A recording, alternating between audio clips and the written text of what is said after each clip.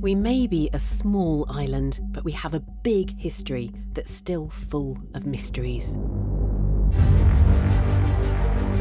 So every year, hundreds of archaeologists go out hunting for clues to our forgotten past.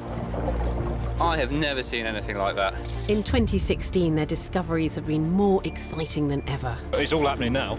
You little devil, Joanne! Yeah. In this programme, Digging for Britain showcases the very best of them from the East.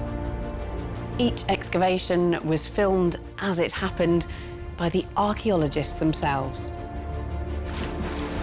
Their dig diaries mean that we can be there for every exciting moment of discovery. Cracking little find. Superb.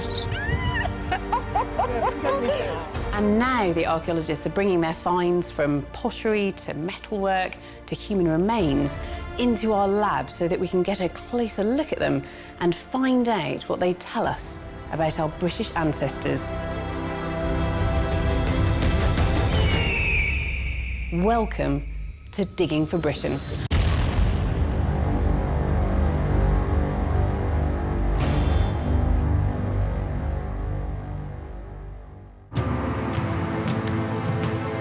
In this programme, I'm joining archaeologists in the east of the country to share in their biggest discoveries.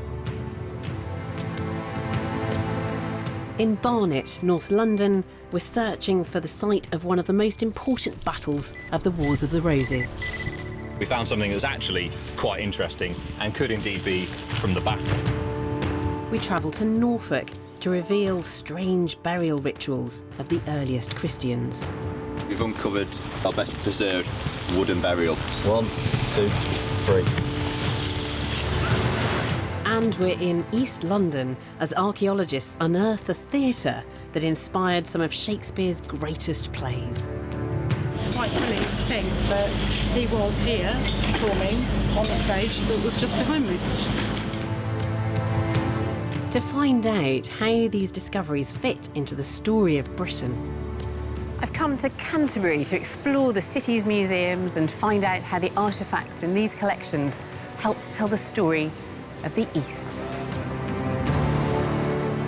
Our first dig takes us to East Anglia, where an entire 3,000-year-old village has been preserved in the famous watery fens. Must Farm is a Bronze Age site in Cambridgeshire, and what can I say? I honestly believe that this is the most exciting archaeological discovery in Britain during my lifetime.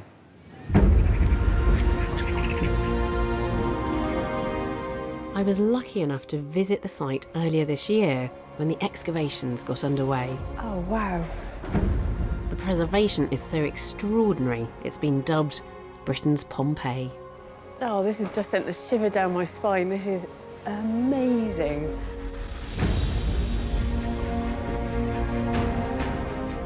The Must Farm site consists of 5 complete roundhouses, the remains of what was once a thriving Bronze Age village. But 3,000 years ago, it caught fire and collapsed into the marshy fens where the houses and their contents were perfectly preserved in the mud. We can see quite clearly the layout of the settlement from up here, and you can see how the roof timbers, the radiating roof timbers, have fallen down almost in situ.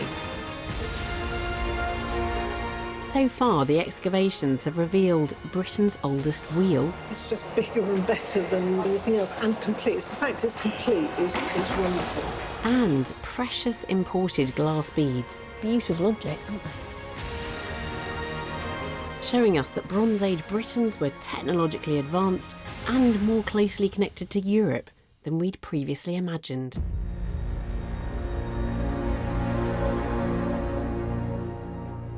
We've come back to Must Farm because the team expects more revelations to emerge from inside the roundhouses. We often talk about archaeological sites as being time capsules where we can peer in and see the objects of the past and imagine what life was like. But Must Farm is a special case. Its catastrophic end means that we have this moment frozen in time The layout of the roundhouses is there to see, and we've even got the contents of those houses as well. So we're starting to be able to really appreciate what family life was like 3,000 years ago.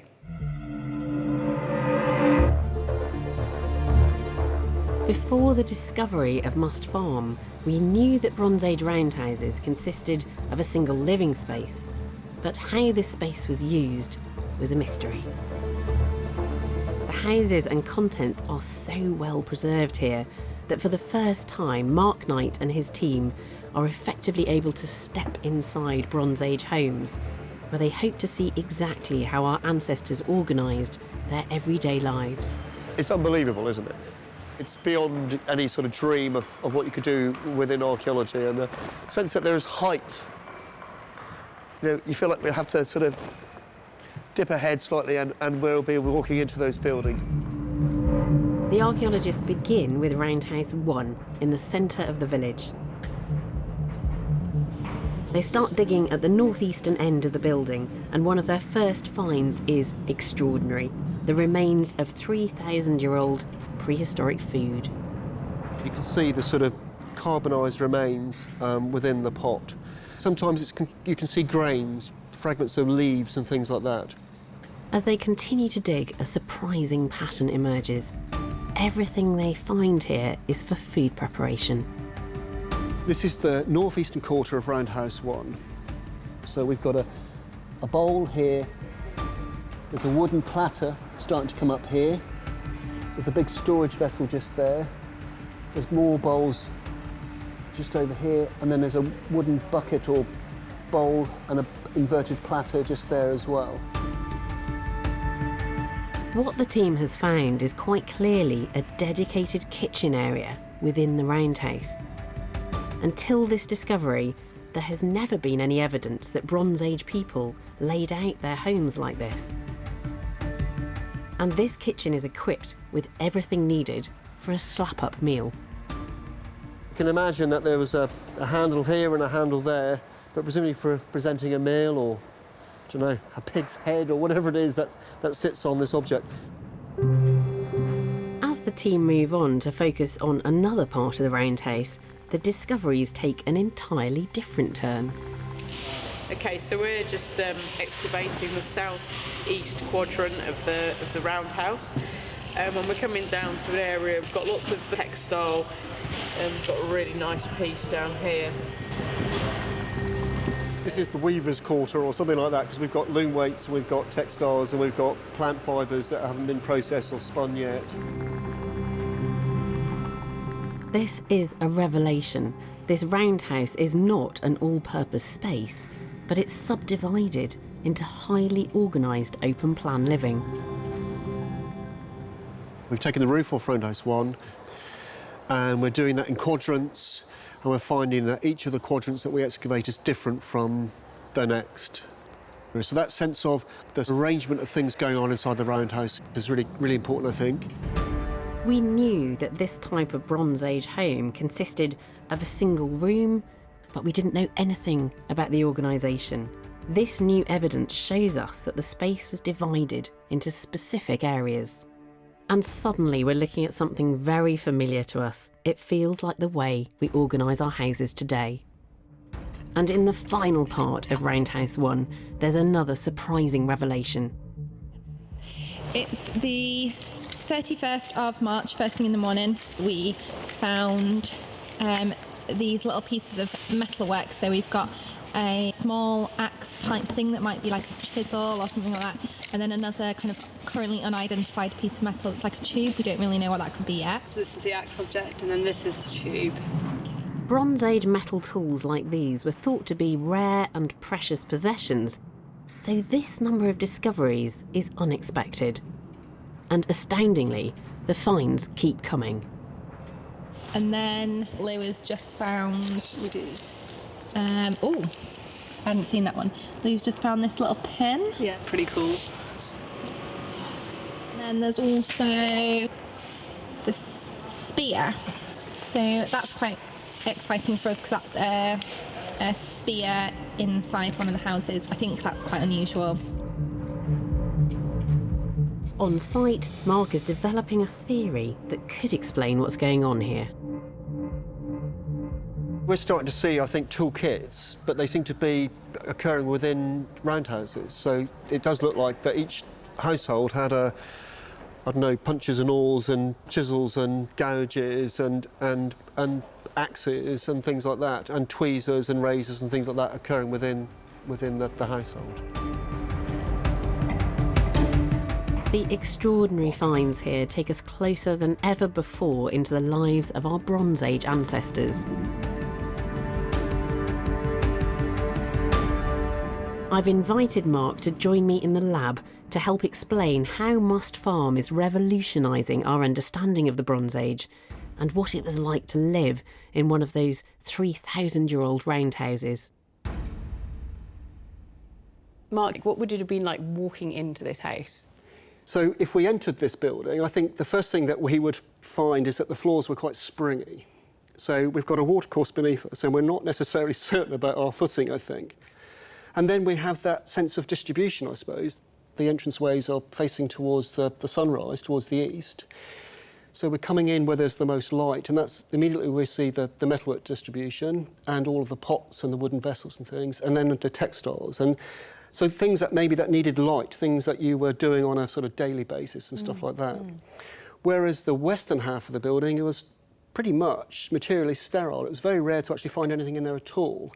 So maybe that is the sort of dark recesses, the sleeping area, the places like that and things.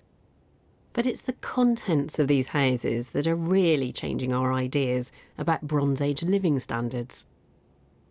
Where did all of this metalwork come from? So this is all from Roundhouse 1. From a single house? From a single house. So it's already sort of bamboozling the experts in a sense of its quantity. So we're seeing for the first time what a complete assemblage or household assemblage looks like. And this is it. And it's surprising us. And it's not just Roundhouse 1. Incredibly, each house in this village was equally well equipped. It feels as if we have a set inventory for each structure, and that each structure has a list of objects that are very similar. So it's, 11 pots, 7 axes, a couple of spears, 2 sickles, 2 gouges, a razor, and then amongst that we've got wooden buckets, wooden platters. It's utterly fascinating. It's rather like if I was to come around to your house, I would expect to find certain sets of things. I'd expect in your kitchen to find a drawer that contains cutlery in it, that contains knives and forks and spoons, and I would expect that probably you'll have a garden spade and a garden fork, and probably just one garden spade and one garden fork. It's this kind of level of detail that we're getting at. Absolutely, and I think that's the sense of, you feel like we're adding some sort of texture and flesh, I suppose, to that period that we'd not previously had. Importantly, Mark doesn't think that the settlement at Must Farm was extraordinary. I'd like to think that this is typical. This is a representative settlement of the later Bronze Age. This is not an anomaly. We're not looking at some sort of special place and things. We're actually seeing something that has been beyond us because we just don't get these levels of preservation. This is where archaeology gets really exciting for me, where it's forcing us to confront our expectations. Yeah. And it's going to make us change our minds. I think so. I feel like, do you know what I feel like? For the first time, I feel like we're digging their world and not our world. And I think that's the difference. The excavations at Must Farm are rewriting our understanding of life in the Bronze Age. It seems that 3,000 years ago, our ancestors enjoyed a lifestyle that we'd recognise today, complete with lovingly designed homes and much prized personal possessions. This muddy and waterlogged site is revealing the beginnings of our modern world.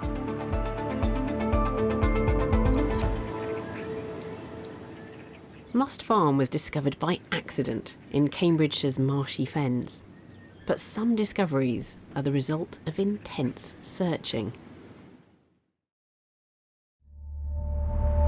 One such search took place on the outskirts of London in Barnet, the site of one of the most decisive battles of the Wars of the Roses. In the 15th century, the houses of York and Lancaster clashed over control of the English throne. It was a war that would end with the death of Richard III and the establishment of the Tudor dynasty. One of its most decisive battles was that of the Battle of Barnet, but rather extraordinarily, nobody knows exactly where it happened. The Battle of Barnet took place on the 14th of April 1471 and pitted the Yorkist forces of Edward IV against the Earl of Warwick's Lancastrian army. The battle is believed to have been fought where the modern town is today, but no evidence of the fighting has ever been discovered here. But when medieval cannonballs were found in a field a mile to the north of the town, archaeologist Sam Wilson decided to investigate. And when he got to the area, he was intrigued to see that it fits the historical descriptions of the battlefield. We are in this area that's really of quite a lot of interest to us, because if you look around, you can see, if I pan the camera around very slowly all the way around, you can see we're sort of in a very large bowl in the landscape. Land rises up away from us over there, rises up over there, and then it rises up all the way over there. And potentially this puts us in an area that is actually described in one of the accounts, and it talks about Edward moving his men off the road into a hollow in a marsh, and this whole area could potentially, we think, be that hollow that's described in the accounts. It's a promising start in his search for the battlefield, but the scale of the challenge is daunting. They will need to scour nearly 2,000 acres, and what's more, these fields are all littered with modern metal debris. Is there anything exciting? Probably a ring off an umbrella or something. It's a piece of rubbish. Piece of rubbish. Hooray! The team knows that the Battle of Barnet was a brutal and bloody affair, ultimately decided by hand-to-hand combat.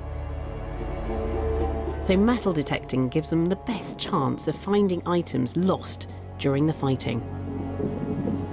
So we're here in Barnet again. It's about day 60, something like that. I've slightly lost track. And we're in this very, very large field. It's about 50 acres in total. Finally, after months of combing every inch of this ground, they find their first possible sign of the medieval battle. Oh, it's all happening now. This is half of a purse bar. What you had was a little block in the centre with a loop that attached to your belt, and then a corresponding one of these on the other side, and then you had a cloth pouch that hung off of it. So for your loose change and your spectacles or whatever, and that would just sit on your belt. So potentially that's something, well, probably every man in the 15th century would have had a purse of some sort. It's a promising find, but they need much more evidence. They're in luck.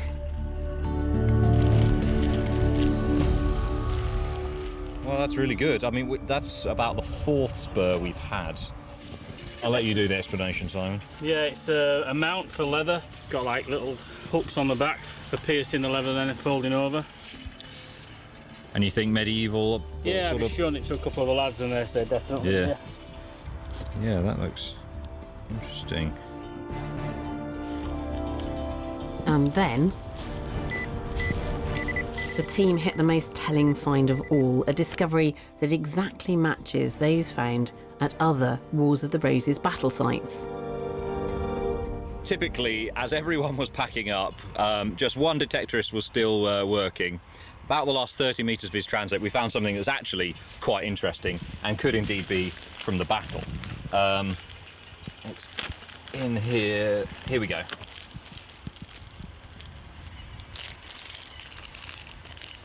So this is medieval. It's a mount. It's quite substantial, so it's possibly a bit too big to be a belt mount. It might be off a horse harness, something like that. Perhaps this is actually from the battle, or certainly we're getting close to the battlefield. You'd expect to find items like this on a battlefield, and they are all from the right period in the 15th century. So could this be the site where Edward IV defeated the Earl of Warwick, eventually paving the way for a Tudor dynasty? I love that. Can I pick it up? Yeah, sure. So you think this would have been attached to someone's clothing or perhaps part of a horse trapping? Yeah, well, I think it's probably a bit substantial to be attached to clothing or a belt. It's quite big, it's fairly heavy, and you might well have had several of these in a sort of repeated design. So perhaps it could be something from a horse harness, a bridle, something like that. But of course, the armies used a lot of horses, thousands and thousands of horses, to get to the battlefields. So they're using guns from a distance. I presume that this is brutal stuff. The cannonballs really work by pure brute force. They're solid spheres of lead. Some of the larger ones have got iron cores in them or stone cores. And really, they were just there to punch through files of men. I find it really odd that Edward is bringing his men into this low-lying area. That seems like such an odd strategy if you're just about to engage in battle. I think that probably is due to the fact that Edward approaches the battlefield as it's getting dark. He doesn't quite know where Warwick is, and vice versa. But it plays to his advantage. According to some of the accounts, Warwick actually is firing his artillery where he believes Edward to be. The accounts describe that the shots go over the heads of Edward's men, and perhaps that's because they're down in this hollow. Do you think you've got enough evidence to actually reposition the whole battle? I think, based on this concentration of evidence and the apparent lack of evidence elsewhere, I think we're certainly getting close to it. You'll have to come back next year and tell us how you do. I hope so, and I hope I can have more cannibals with me.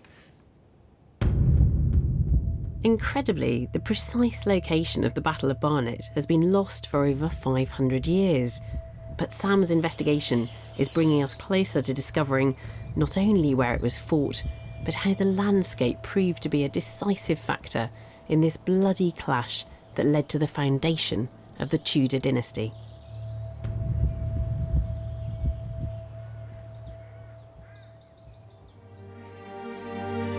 Britain has been Christian for well over 1,000 years. It's woven into the fabric of our society. Its emergence in the late 6th century, a period for which we have few written records, means we know very little about how ordinary Britons adopted and practiced this new religion. But now, 2 remarkable excavations are changing that. The first comes from Great Ryborough in Norfolk. The spread of Christianity across England involved not just a change in beliefs, but a change in practices. And that's where archaeology comes into its own.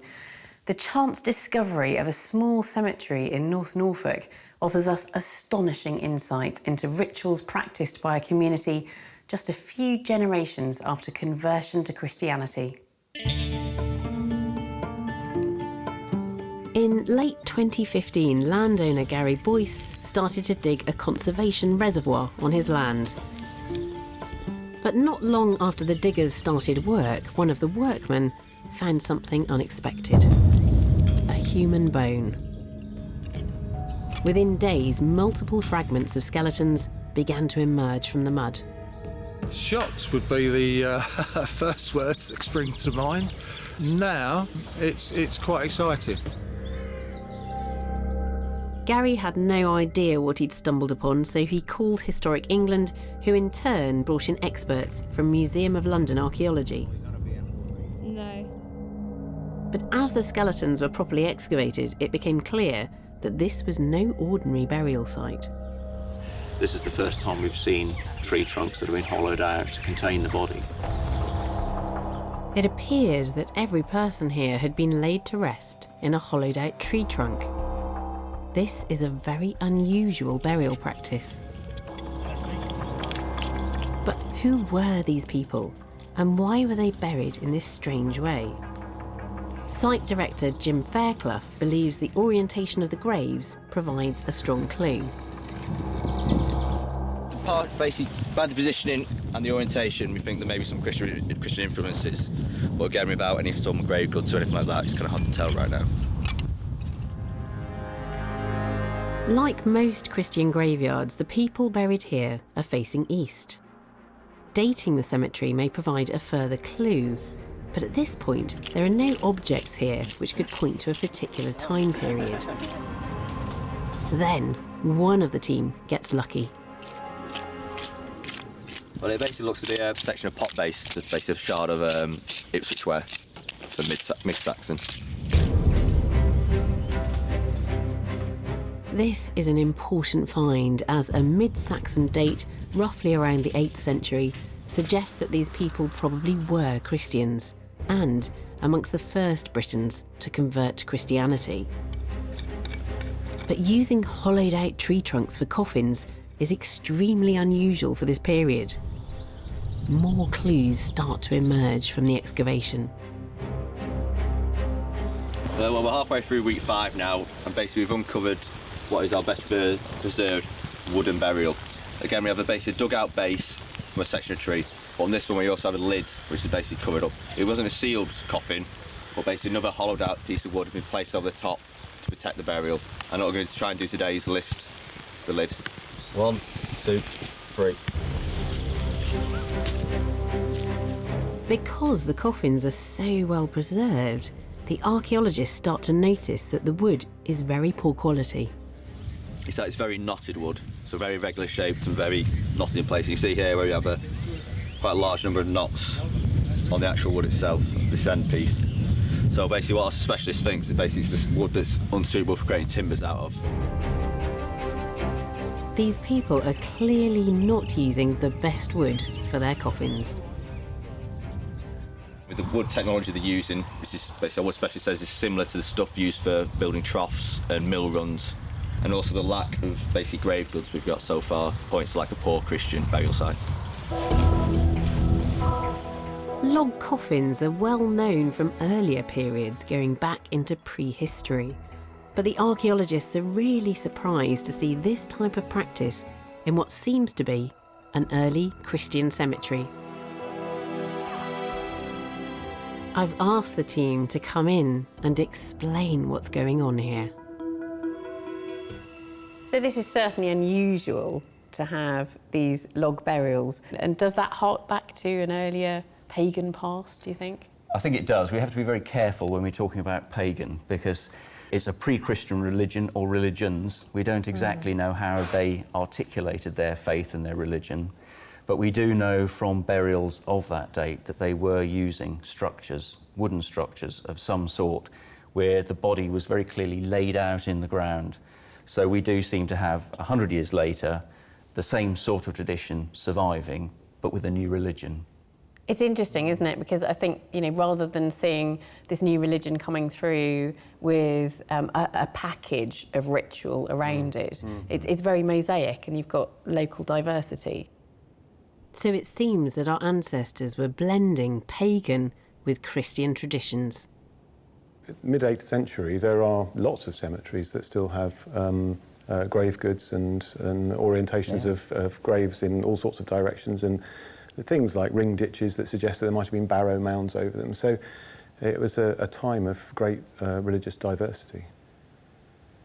We need to look in more depth at the find spot and see if we can build up a bigger picture from it. But it's exciting times. Yeah, and it's thrown up all of these surprises. Yeah. Totally by chance. Totally by chance. We just haven't seen a cemetery like this before anywhere in England. This is such a surprising and unexpected discovery, which seems to hark back to very ancient traditions. There may not be an unbroken link back to pagan burial rites, but what we're seeing here, thanks to the preservation of the wood, is a precious glimpse of a forgotten ritual.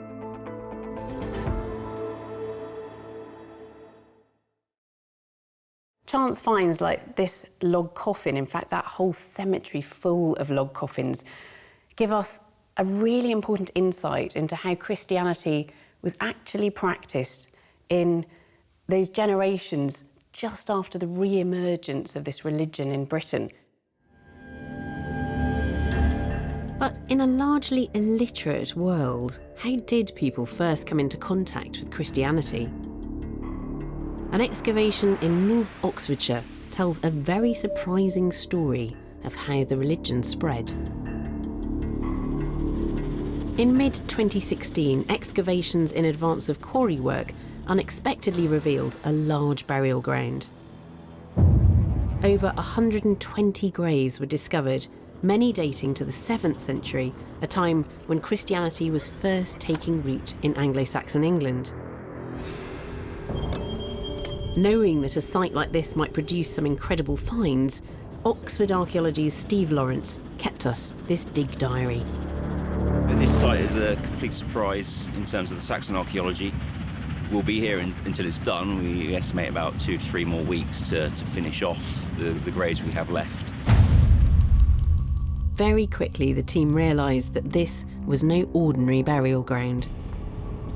The discovery of rich grave goods with some of the skeletons indicates that the local Anglo-Saxon aristocracy was buried here, many of whom may have been Christian. Then, towards the end of the dig, they uncover one grave that is particularly intriguing. The first thing they notice are small pieces of iron mysteriously dotted around the skeleton. This is one of the most exciting graves we've had so far. At the western end, we have 2 iron headboard stays just showing up. We have the skull, you can see at the very bottom, but that's overlain by this layer of rubble. The team have unearthed something incredibly rare, an Anglo-Saxon bed burial. Underneath our backs here, we do have some small iron fittings, some delicate iron fittings that go with the bed. Once we reveal or remove all of this limestone rubble, we should then see also further iron fittings. Bed burials are unique to the 7th century, a time when Christianity was first spreading across Anglo-Saxon England. And strangely, the only people buried in this way were women. This one seems to fit the pattern. At the moment it's looking more female than male, but that's only judging by its brow. And there's not too much wear on the other teeth, so it probably is still quite young as well. Quite young. The team removed the rubble from the grave to examine the remains of the bed in more detail. We've now got revealed a series of 3 cleats going down each side. These are to hold the planking of the bed together.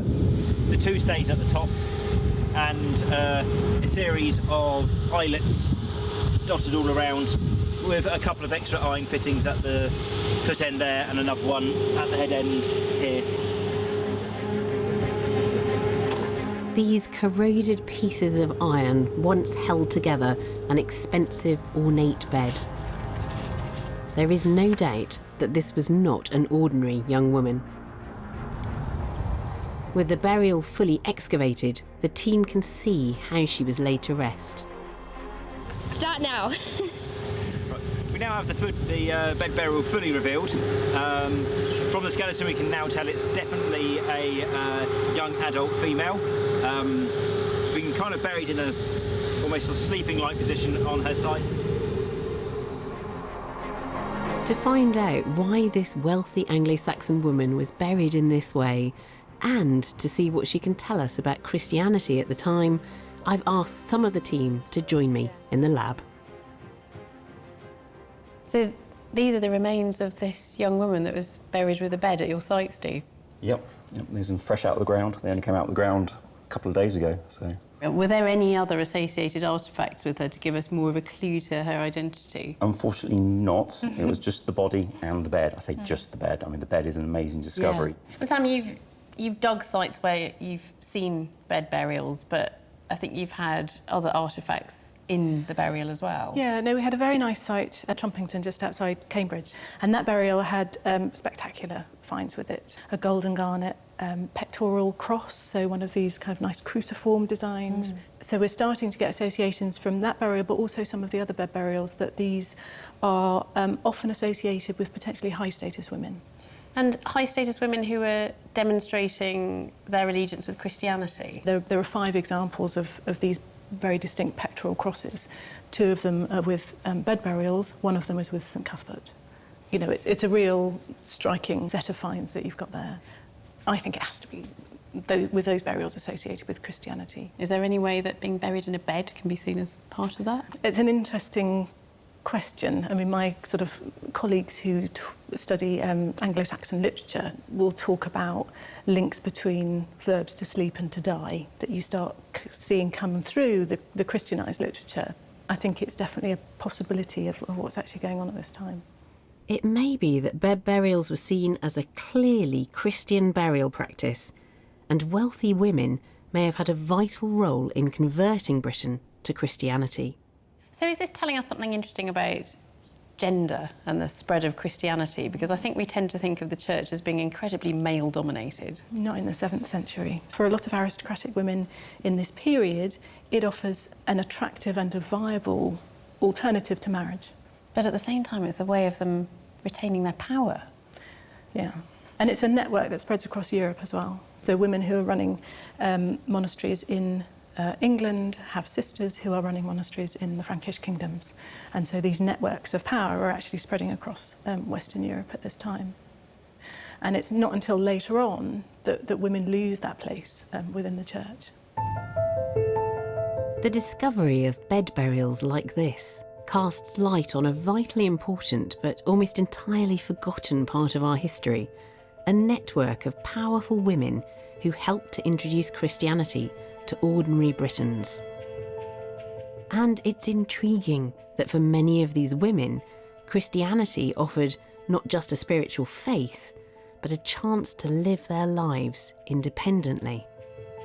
One of the most important of these women lived here in Canterbury, Queen Bertha of Kent.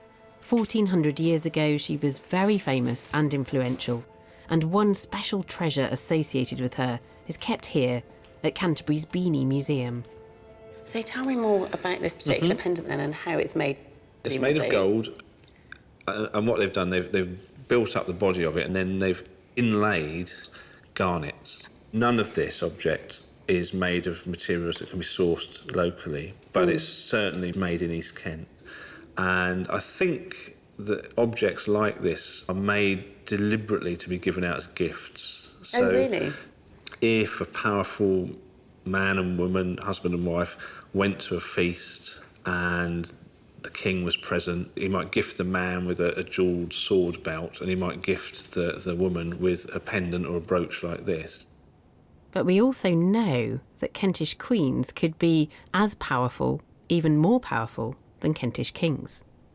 So who was Queen Bertha? Bertha was the wife of King Ethelbert of Kent. She was Frankish. Franks were the sort of superpower of Western Europe at that time. So she was Christian. Ethelbert, when they married, was still pagan. But she brought with her a bishop to Canterbury and was given St Martin's Church as a place to worship.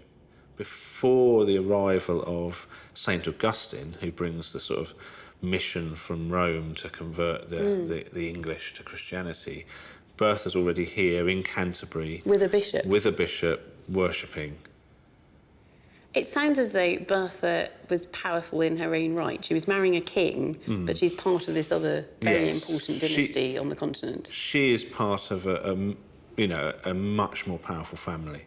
So Ethelbert had done very well to be married to Bertha, and she I'm sure would have been, a formidable person, and in no way in his shadow. From the powerful women like Bertha who spread Christianity to the faithful who perhaps combined it with their pagan past, these incredible discoveries help to fill in big gaps in our knowledge. And they remind us that Christian practices didn't arrive as a package, and that they evolved over hundreds of years into the religion that we recognise today. In contrast to the countryside burial grounds, our next dig takes us into the city. To London's East End, where we're on the trail of one of Britain's most famous names.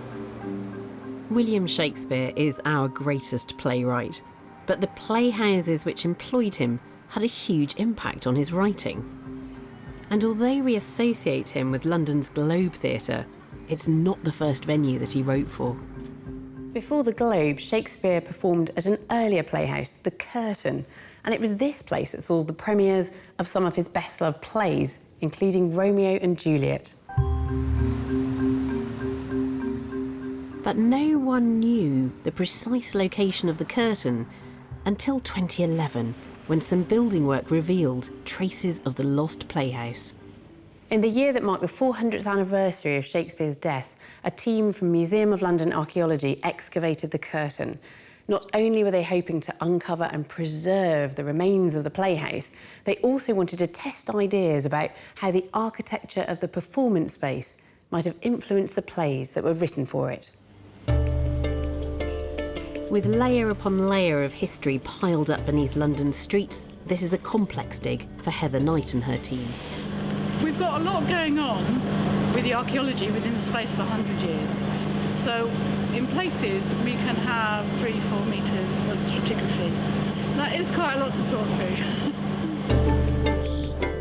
Despite the difficulties on site, the team have managed to reveal a key section of the playhouse. This wall formed part of the back of the theatre, so you would have the galleries against it. It's a great first find, but it also reveals something very surprising. The big thing we found out is that, despite what a lot of people thought, that it was going to be polygonal, it's actually rectangular. This shape is an important revelation. It would influence the style of theatre here. So hopefully in a few weeks' time we'll really understand how this building worked. We'll understand the sizes and dimensions of the gallery space, the area of the yard where the audience would have been standing. We may get some evidence of the size of the stage. Already the team can tell that the Curtain would have looked very different to polygonal or round theatres like the Globe. This was more like a typical Tudor inn. It was at the Curtain in the late 1590s that Shakespeare premiered two of his most famous works, Romeo and Juliet and Henry V. And as the dig continues, the team begin to build a vivid picture of what it might have been like to be there on the first night. We've got these little beauties. These are the tops of money boxes.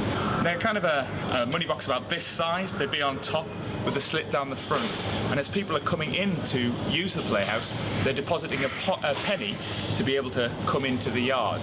Those money boxes were then taken back to the box office, which is where we get the term from, smashed, and the money is removed. Obviously, as they're smashed, we are looking to try and find the pieces of those that are being deposited. And luckily, at the bottom of these pits, we've managed to find a couple of pieces. Judging by the rest of the finds, once the audience paid up, they were guaranteed a good time. As well as the live entertainment, they were drinking beer, smoking clay pipes and snacking on shellfish. This was an afternoon of riot and fun, basically, from sort of 2 o'clock in the afternoon all the way through till 6. Completely different, I think, from when we imagine, when we go to see Shakespeare perform today. Completely different experience. By week 8, the team have uncovered more of the building's structure. But they are struggling to find what they really want, the stage itself. Then, during the final week of the dig, they make a breakthrough. It appears that one section of the wall that they thought was a later addition is exactly what they've been looking for. This wall that I've got my hand on has been with us for quite a while, and it actually could be, what I'm thinking at the moment, is it's the foundation for the front of the stage. So what they've done, in effect, is created a masonry shoebox, if you like, which they've then created the wooden stage on that masonry foundation. At 14 metres wide and nearly 5 metres deep, the stage is far bigger than the team expected. Its discovery is helping them reconstruct for the very first time what the curtain may have looked like during its heyday. With a wide yard for the standing audience, 2 side galleries, and a large rectangular stage at the back of the playhouse.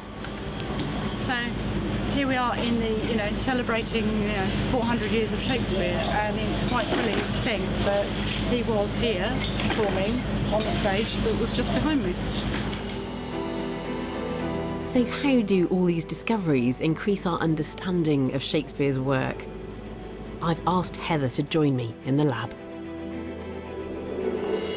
Must have felt pretty incredible digging that site and knowing that you were that close to Shakespeare. Yeah. Do you think the building itself would have influenced the playwrights and the types of plays being put on there? When we think about the plays that we know from there, things like Henry V, Romeo and Juliet, you think of the sword fights that take place within those plays. Is it a big enough stage, do you think? Oh, I think so. Yeah. Yeah. I think it'd be, it's bigger than, say, the stage at the Rose. Really? And it's also bigger than the stage at the neighbouring theatre as well.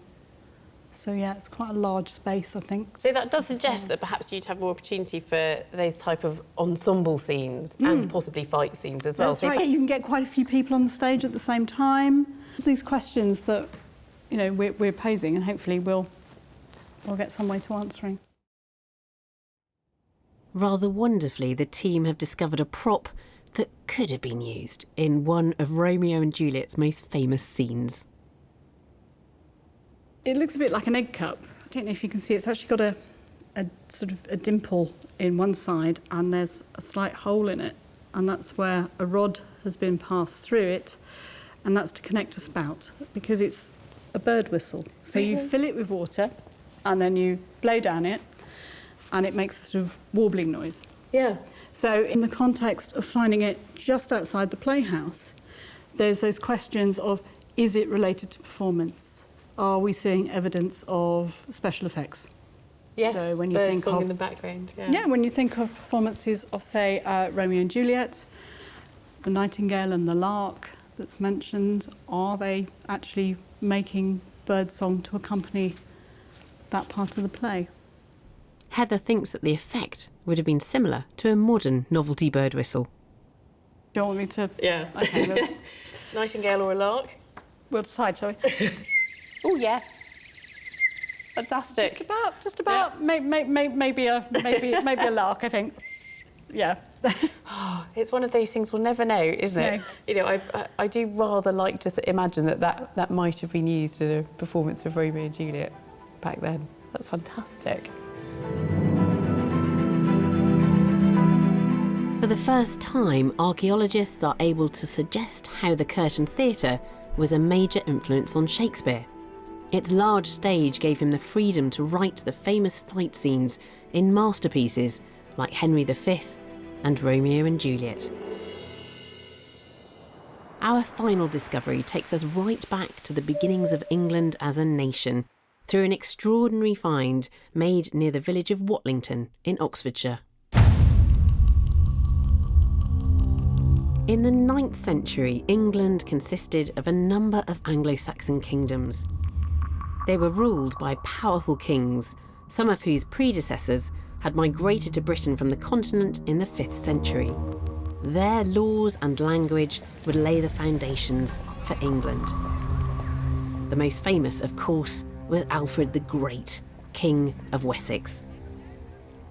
In the 870s AD, Alfred was defending his Anglo-Saxon kingdom against rampaging Vikings. He emerged victorious, a hero, and his place in the history books was cemented.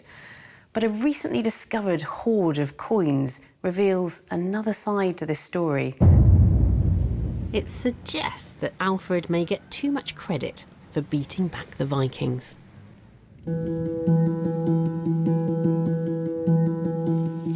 In late 2015, James Mather was detecting a field near Watlington and not having much luck. I'd been out detecting for about 5 hours, and unfortunately I hadn't found very much. When I noticed a patch of high ground, which I hadn't detected on before, well, not long after I'd started detecting there, I received a really good signal. And digging down about 6 or 7 inches, I found a small, about 60 centimetre long silver ingot. It looked like a squash cigar, and I'd never found anything like that before. James later realised that this was a Viking ingot, a solid block of silver used as currency. It's a rare find for southern England. Digging down, I found a hammered silver coin, which I immediately recognised was either Viking or Anglo-Saxon. So I carried on very, very carefully scraping the soil away with my hand, and I exposed a mass of silver coins. And at that point in time, I realised I'd found something really special. James got in touch with the Portable Antiquities Scheme, the organisation that helps to report and interpret metal detecting discoveries. The professionals decided to lift the hoard in one large block to protect the coins.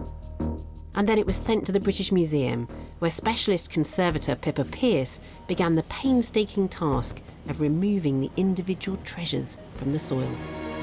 It's a very greasy clay. It doesn't shift very easily, it doesn't brush, it clogs the brushes pretty well immediately. As the conservators work their way deeper into the hoard, they discover multiple treasures, Viking bracelets and silver ingots. Finally, they're ready to examine the coins in more detail. They soon identify a name. So they've got an Alfred with an E, E-L-F-R-E-D. These coins date to just after Alfred's decisive victory over the Vikings at the Battle of Edington in 878. The defeated Viking forces may well have buried the hoard as they retreated back to their own territory, expecting one day to return. But as the team dig deeper into the hoard, they notice something entirely unexpected. It's not just King Alfred's name on the coins. Very much like to get this one out whole. There's a coin of Ceolwulf. You can see the O and the L and the W. Ceolwulf is coming out intact. We're getting 2 people on the coins. One of them is Alfred the Great, and the other one is someone called Ceolwulf, who is described by the Anglo-Saxon Chronicle as a foolish thane. The Anglo-Saxon Chronicle is a history of England started during Alfred's reign. This reference to Ceolwulf is doubly insulting. Not only is he foolish, he's a thane, an insignificant minor nobleman. But these coins prove that the Anglo-Saxon Chronicle is wrong. Ceolwulf was a king. At the end of the conservation process, the team discovers something really interesting. A coin depicting 2 rulers sitting beneath a symbol for unity. It suggests that Alfred and Ceolwulf had formed an alliance to fight the Vikings. But why have we never heard about this before? Coin specialist John Naylor has joined me in the lab. What a wonderful find. This is a really curious image on this coin. I mean, does that suggest that you've got 2 kings of the Anglo-Saxon kingdoms at this time, ruling together? It's very possible. But the fact that it's happening at exactly the point that the 2 remaining Anglo-Saxon kingdoms are under great threat, so suggesting that it is an alliance between the 2 kings represented on a coin is very likely. Ceolwulf's Mercia and Alfred's Wessex were the only kingdoms to successfully resist the Vikings. This evidence isn't just a new revelation, it makes sense. Their alliance gave them the strength to fight back. So what happens to Ceolwulf then? Because we don't really hear any more about him. We don't really know. There's no record of when he died, why he died, where he was buried. So he literally just disappears from history. After that, Alfred took over Ceolwulf's lands and airbrushed him from the records. This does, I think, paint a bit of a different picture of Alfred than the one we're normally used to, where he is the great and the good. You're seeing him a bit more as a politician here. He's positioning himself as essentially this emperor of the Anglo-Saxons. Yes, well, the documents do show him in a glowing light, and he's the only king we have known as the Great in this country. He may well have been a very pious king and a very good king, but he was also a typical early medieval ruler who took the political advantage that he could. Alfred the Great and the wily. Indeed. This hoard is transforming the story of how Britain beat back the Vikings. It really is an incredible find. It's providing us with a more nuanced portrait of Alfred and slotting a forgotten king back into our history books. But no one could keep the Vikings out forever. This year marks the 1,000-year anniversary of the Viking conquest of Britain in 1016. And here in Canterbury's Heritage Museum, there's a secret weapon that was instrumental to their victory. Craig, you've promised to show me some of the most precious artefacts in the museum, and there's a rusty stirrup. This is a rare Viking stirrup made of iron from the early 11th century. OK, so I don't usually think of the Vikings being horsemen. No. Well, I guess in the earlier times they were raiding, so they were in and out quickly, but by the early 11th century there were large armies of Vikings trying to conquer the whole country. Obviously, moving large armies requires quite a lot of horses, so they were developing technologies that allowed them to move around the countryside more easily. So how do you know that this is definitely Viking and not Anglo-Saxon? Well, most of the research seems to say that the Saxons weren't using iron stirrups at this point. Right. So it's a Danish technology, so the iron is important because you can put more force into riding. So if you hit the enemy whilst your foot is in an iron stirrup, you've got the whole force of a horse and you. So this led on to heavy cavalry, and the knights of the Middle Ages were directly in line from this technology. That's a really interesting story to come out of just one object. Yeah.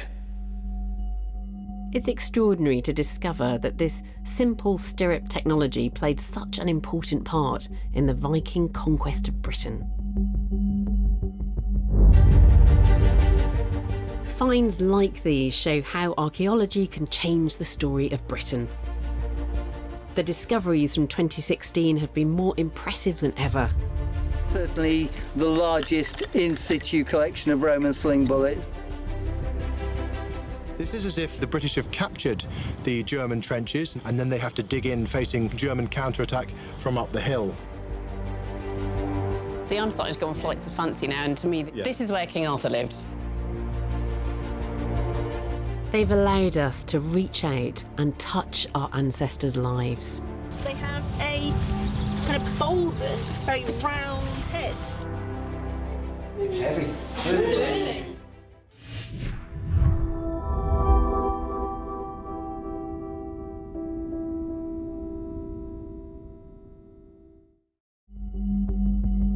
We might be a small island, but we've got a big history that's still full of mysteries. So every year, hundreds of archaeologists go out hunting for clues to our forgotten past. Oh, that is stunningly beautiful. In 2016, their discoveries have been more exciting than ever. It's all happening now. You little devil, Johan! In this programme, Digging for Britain showcases the very best of them from the north. Each excavation was filmed as it happened by the archaeologists themselves. Their dig diaries mean that we can be there for every exciting moment of discovery. Cracking little find. Superb.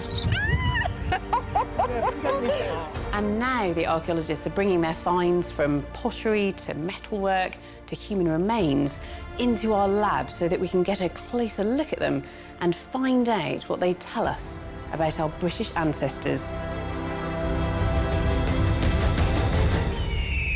Welcome to Digging for Britain.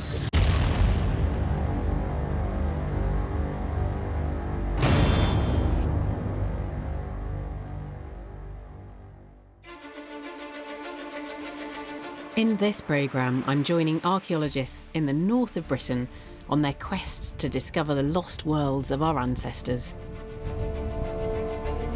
In the Outer Hebrides, we dive deep to discover startling Stone Age technology. Oh my word! I have never seen anything like that. We join the team tracking down the famous monastery of Lindisfarne, sacked by the Vikings and lost for over 1,000 years. It's an incredibly exciting thing to be doing. It's hard not to be like a little boy when you finally get the trenches open. And we are there when an excavation takes a surprising turn to reveal the grisly reality of life in a medieval village. It must have been a catastrophic event that happened that ended their lives.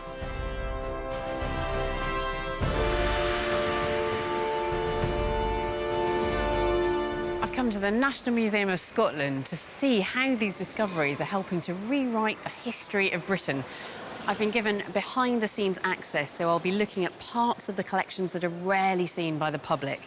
And I'll be getting up close and personal with some of Britain's most remarkable and enigmatic treasures.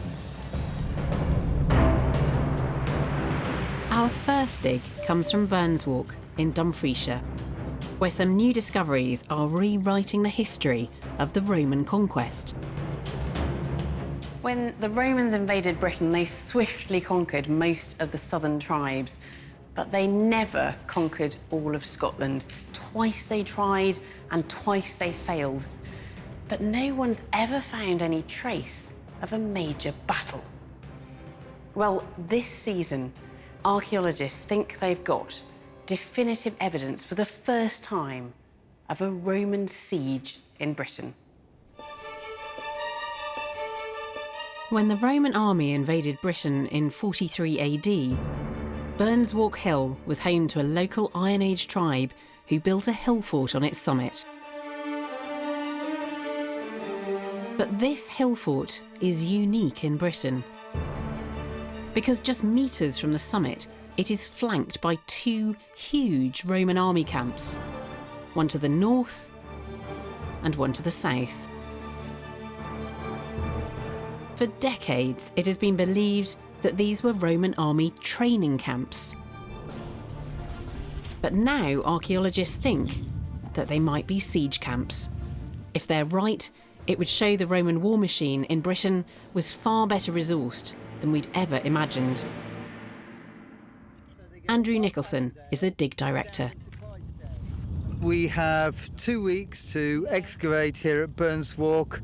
We're putting 2 trenches here into the Roman South Camp and 1 trench into the Roman North Camp, and we're looking for evidence of Roman missiles such as lead sling bullets and Roman stone ballista balls.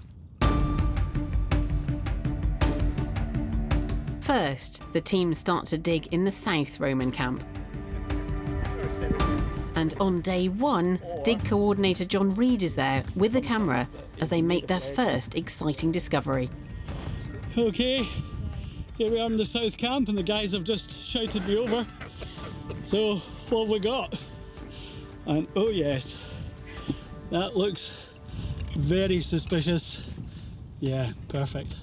The first thing we uncover under the turbs is a Roman ballista ball, a local red sandstone ball that would have been launched from a catapult from the Roman camp up towards the hill fort. We know from evidence across Europe that Roman siege tactics were brutal. This lethal stone missile would have been shot from a catapult or ballista to maim or kill an enemy. It was one of the many powerful siege weapons in their arsenal. After a promising start, for the next 3 days the team dig for more clues. And one small but highly significant find keeps turning up. Over the last few days, we have managed to secure over 40 Roman sling bullets. These are the very objects that we came here to try and find.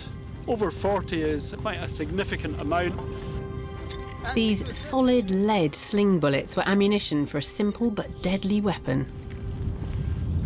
These are propelled from a hand-slung catapult at between 35 and 45 metres per second.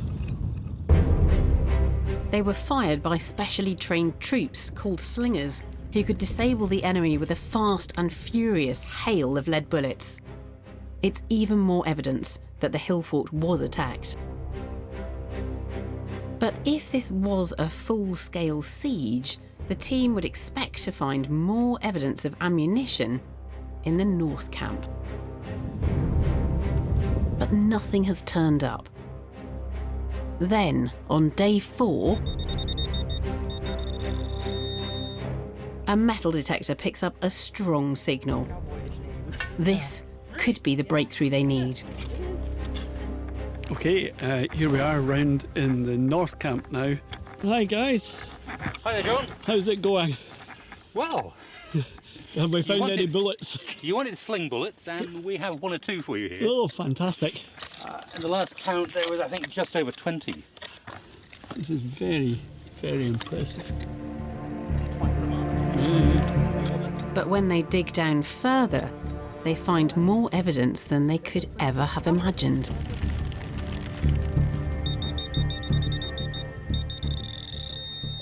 It goes off the scale that there is still a large number of them continuing downwards beyond these stones.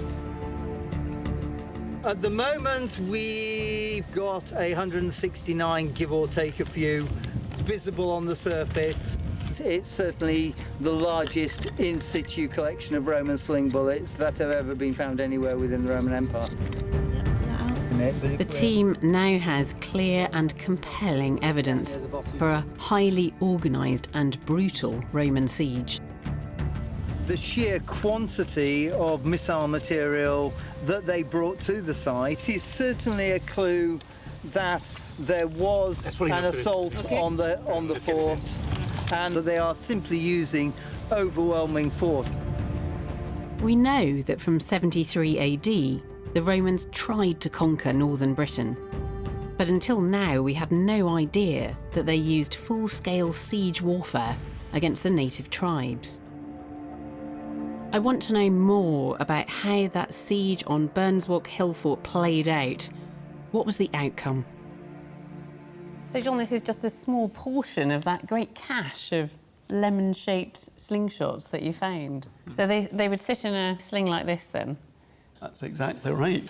And then you would turn it around your head, and then this flips out, and it has the same ballistic momentum as a .44 Magnum bullet. That's astonishing. Yeah, this is the forgotten firepower of the ancient world. Yeah. But what are these curious things? They look like pendants almost. Yeah, they're very exciting because they've never been described before.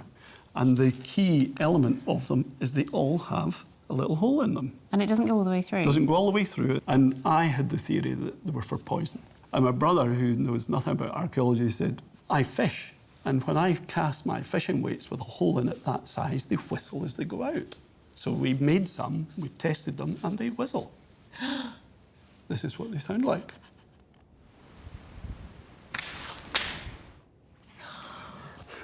So what they are, we think, is a terror weapon. They make a sound. Until this dig, we had no idea that the Romans designed bullets like these.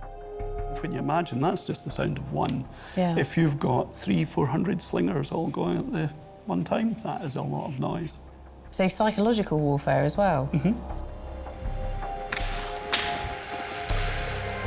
These bullets could travel at over 100 miles per hour.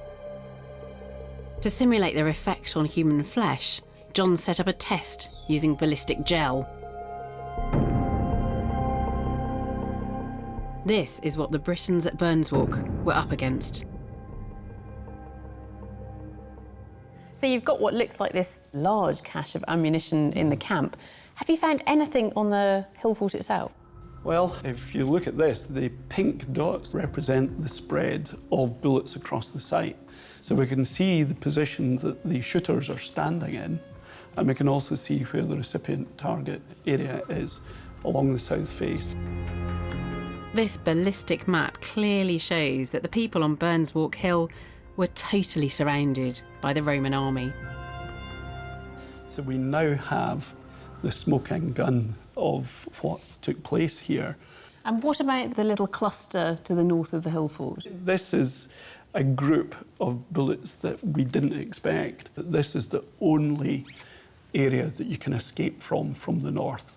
And almost certainly a group of people met their end in that position there. I mean, that's horrendous, because that's not just about driving people out of that hill fort. No. That's about a massacre. That's about a massacre, yeah. Yeah.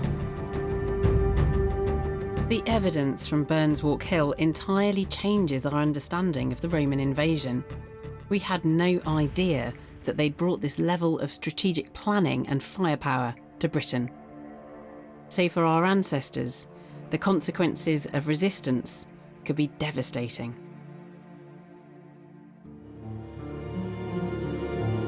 Our next dig takes us to the heart of another British community who also faced adversity over 1,000 years later.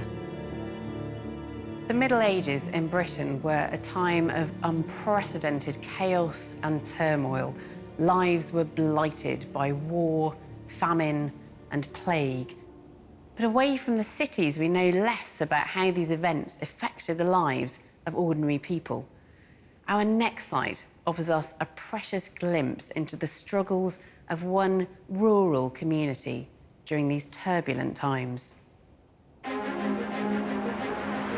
Thornton Abbey in North Lincolnshire was one of the richest abbeys in medieval Britain.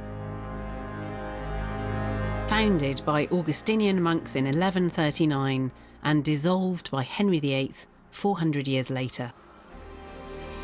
Archaeologists from the University of Sheffield have been digging here for 5 seasons, building up a detailed picture of how the monks of this wealthy abbey lived. But last year, they began to excavate just outside the abbey walls. It was here that the team made a shocking discovery that would turn the course of the dig from focusing on the lives of the rich to the much more elusive medieval poor. We were originally looking for a rectangular building, but what we actually found was a rectangular pit that was full of around 40 individuals, all placed in the pit at the same time. The bodies of 21 adults and 27 children, piled into a mass grave. It consisted of one fill, suggesting that the bodies were placed there, and then the one thing was backfilled in one event. We assumed because they'd been buried in one event that it must have been a catastrophic event that happened that ended their lives around the same time. This part of Lincolnshire has always been rural, so whatever killed this many people must have devastated the local community. To find out what it might have been, I've asked site osteologist Diana Swales to join me in the lab. So Diana, this is a huge number of people all buried in one mass grave. When does it date from? The radiocarbon dates come back from the 14th century. And do you have any idea as to the cause of death? When we excavated them, we had no idea. So our first point of call was to check there was no trauma at the time of death. So we got a good look through and checked that nobody had been massacred. There's no evidence for those kind of activities. So we took DNA samples from the teeth and we sent them off for analysis. And they identified the bacteria Yersinia pestis, which is the bacteria for the Black Death. The Black Death swept across Europe in the mid-14th century, killing a staggering 50 million people. In Britain, it's estimated that 1/3 of the population died. Incredibly, this is the first plague pit that's ever been found in the British countryside. But what surprised the team most was its location, right outside an abbey. These were ordinary women, men and children, not wealthy monks. So why were they buried here? Then, just metres from the plague victims, they make another unique discovery. We discovered a long, thin building running on an east-west alignment. And having excavated this, we can now say with some certainty that this was actually a medieval hospital. So this explains the location of that plague pit. And it's the first time a medieval hospital attached to an abbey has ever been excavated.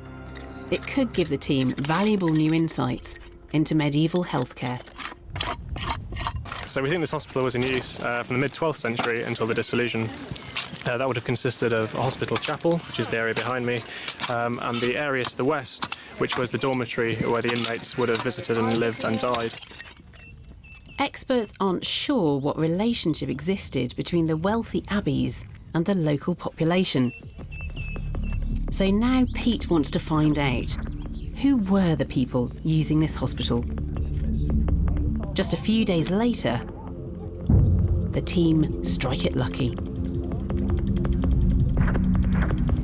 So just outside the walls of Hospital Church, on all three sides, we're finding a large number of individuals. They've found the official burial ground of the hospital patients. This is an extraordinary opportunity to look at the range of diseases that medieval people suffered from. The lower limb of this old adult male has been amputated just below the knee a long time before they died. This young child is really, really interesting because they have a bulbous, very round head, which looks as though they have hydrocephaly. And the water on the brain is causing the skull to expand. This skeleton here has bowing of the femur, and this looks suspiciously like rickets. This is a malnourished individual. Over the next week, the team uncovers more victims of malnutrition and disease. We're face to face with the suffering of our ancestors, medieval Britain's rural poor.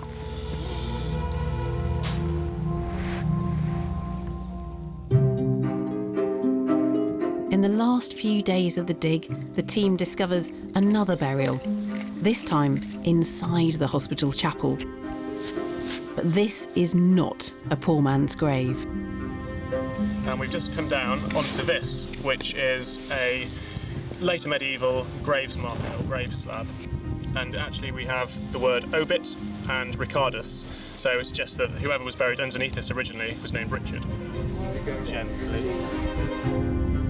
The archaeologists flip it over to try to find more clues about who Richard was.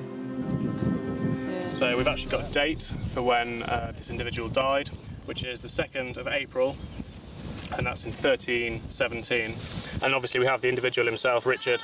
He's in fact holding across his breast a chalice, which would have been his kind of symbol of office. So he's definitely either a canon or a priest. Underneath the elaborate grave marker, the team finds the human remains of Richard himself. The clues suggest that he was a key figure in this hospital. Back in our lab, I'm hoping that Diana can reveal what his role was. This is Richard, This is Richard. So we have his actual human remains, and we have this image of him as he was in life. Mm-hmm. So we know that he was bald on top. He's Yeah. got hair on the side. It's almost like a tonsure. And so how old was he when he died? Well, looking at his teeth, they're very worn, which makes me think that he's actually very old. Gosh, that third molar there, there's hardly any enamel left on it. Yes. It's really just the roots, isn't it? So do we presume that he was a priest who was working in that hospital then? Yes, so he's buried in quite a prestigious location within the chapel. And at this time, there are no doctors at hospitals. It's up to the priests to have a kind of caregiving capacity. And what about the population that we see buried outside the hospital and the hospital chapel? Because you seem to be seeing quite a lot of children buried there and also a lot of pathology as well. What it's showing is that we are getting normal lay populations being buried at the hospital. It's most exciting things about Thornton Abbey is that we're seeing an interaction between the normal lay populations and the monastic community. For looking after them? Yes, looking after them.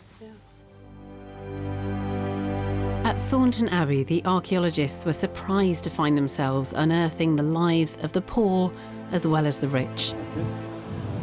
And then they were amazed to discover such a tangible link between the two that is changing our understanding of medieval healthcare. Archaeology gives us information about ordinary people in a way that the history books simply can't.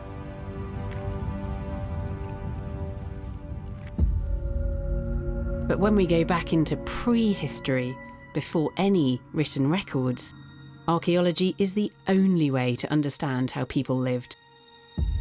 Our next dig takes us back into the Stone Age, where a recent chance find has led to a completely groundbreaking new discovery. This pottery is 5,500 years old. It's Neolithic, but it wasn't discovered during an excavation. Each one of these pieces of pottery was found by divers at the bottom of a loch. And this led the archaeologists to investigate further. What they discovered was truly astonishing. The pottery was discovered on the Isle of Lewis in the Outer Hebrides. In the shallow waters around one of the beautiful islands dotted across Lewis's many lochs.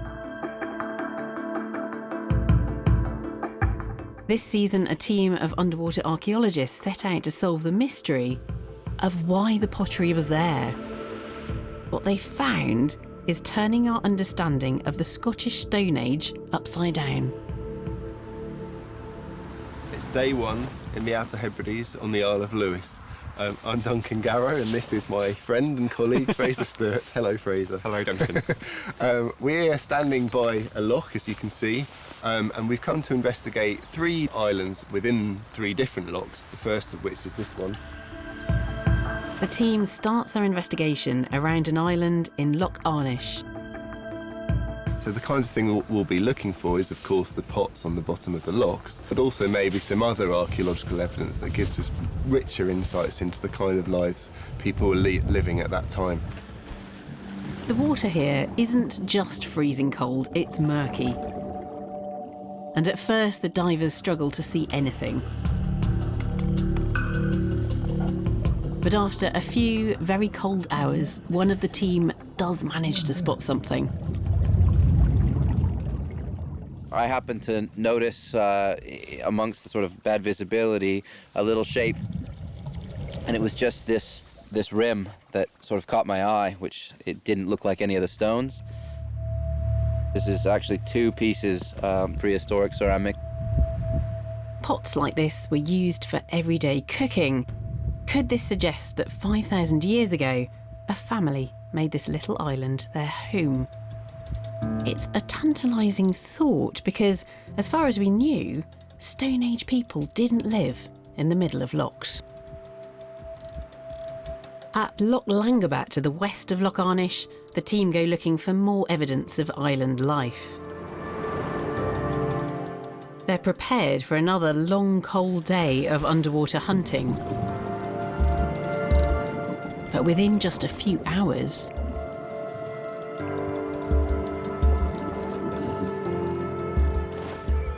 Oh, Dan! Oh my word! I'm just going to come and take some video. I have never seen anything like that. That is absolutely amazing.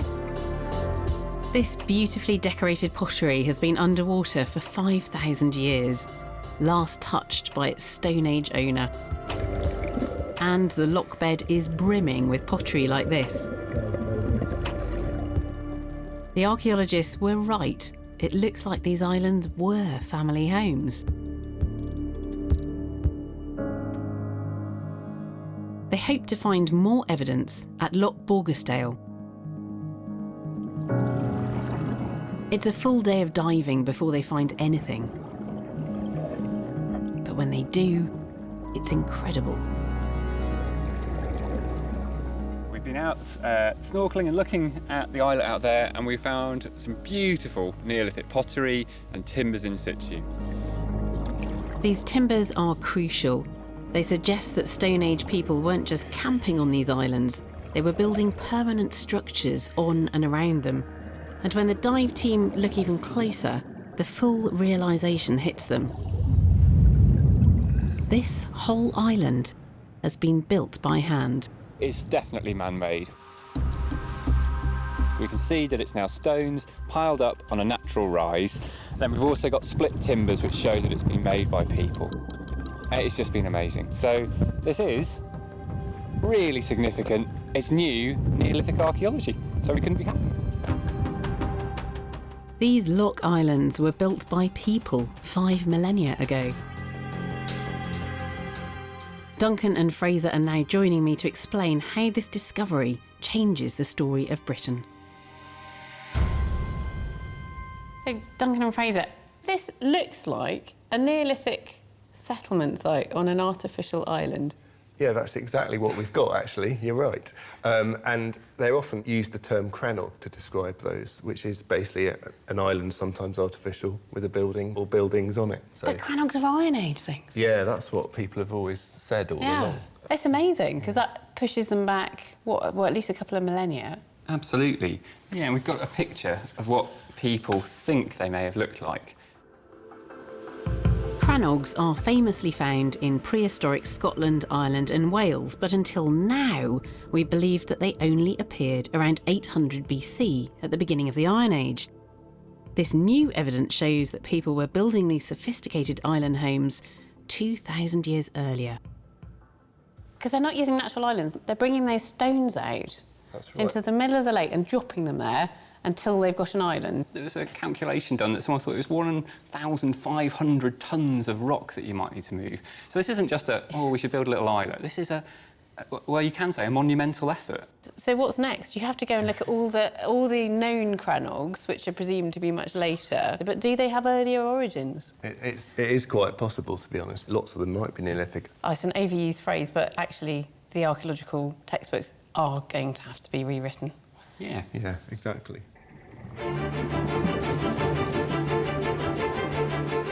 This discovery has pushed the invention of Britain's famous crannogs right back into the Stone Age. We knew that people were building houses back then, but we certainly didn't know that they were building whole islands. You can imagine that this would have been a communal effort, and it seems that the Neolithic communities of the Outer Hebrides were well connected, and not only at a local level. Deep in the vaults of the National Museum of Scotland, I've come to see some finds which reveal much wider connections with other parts of the British Isles.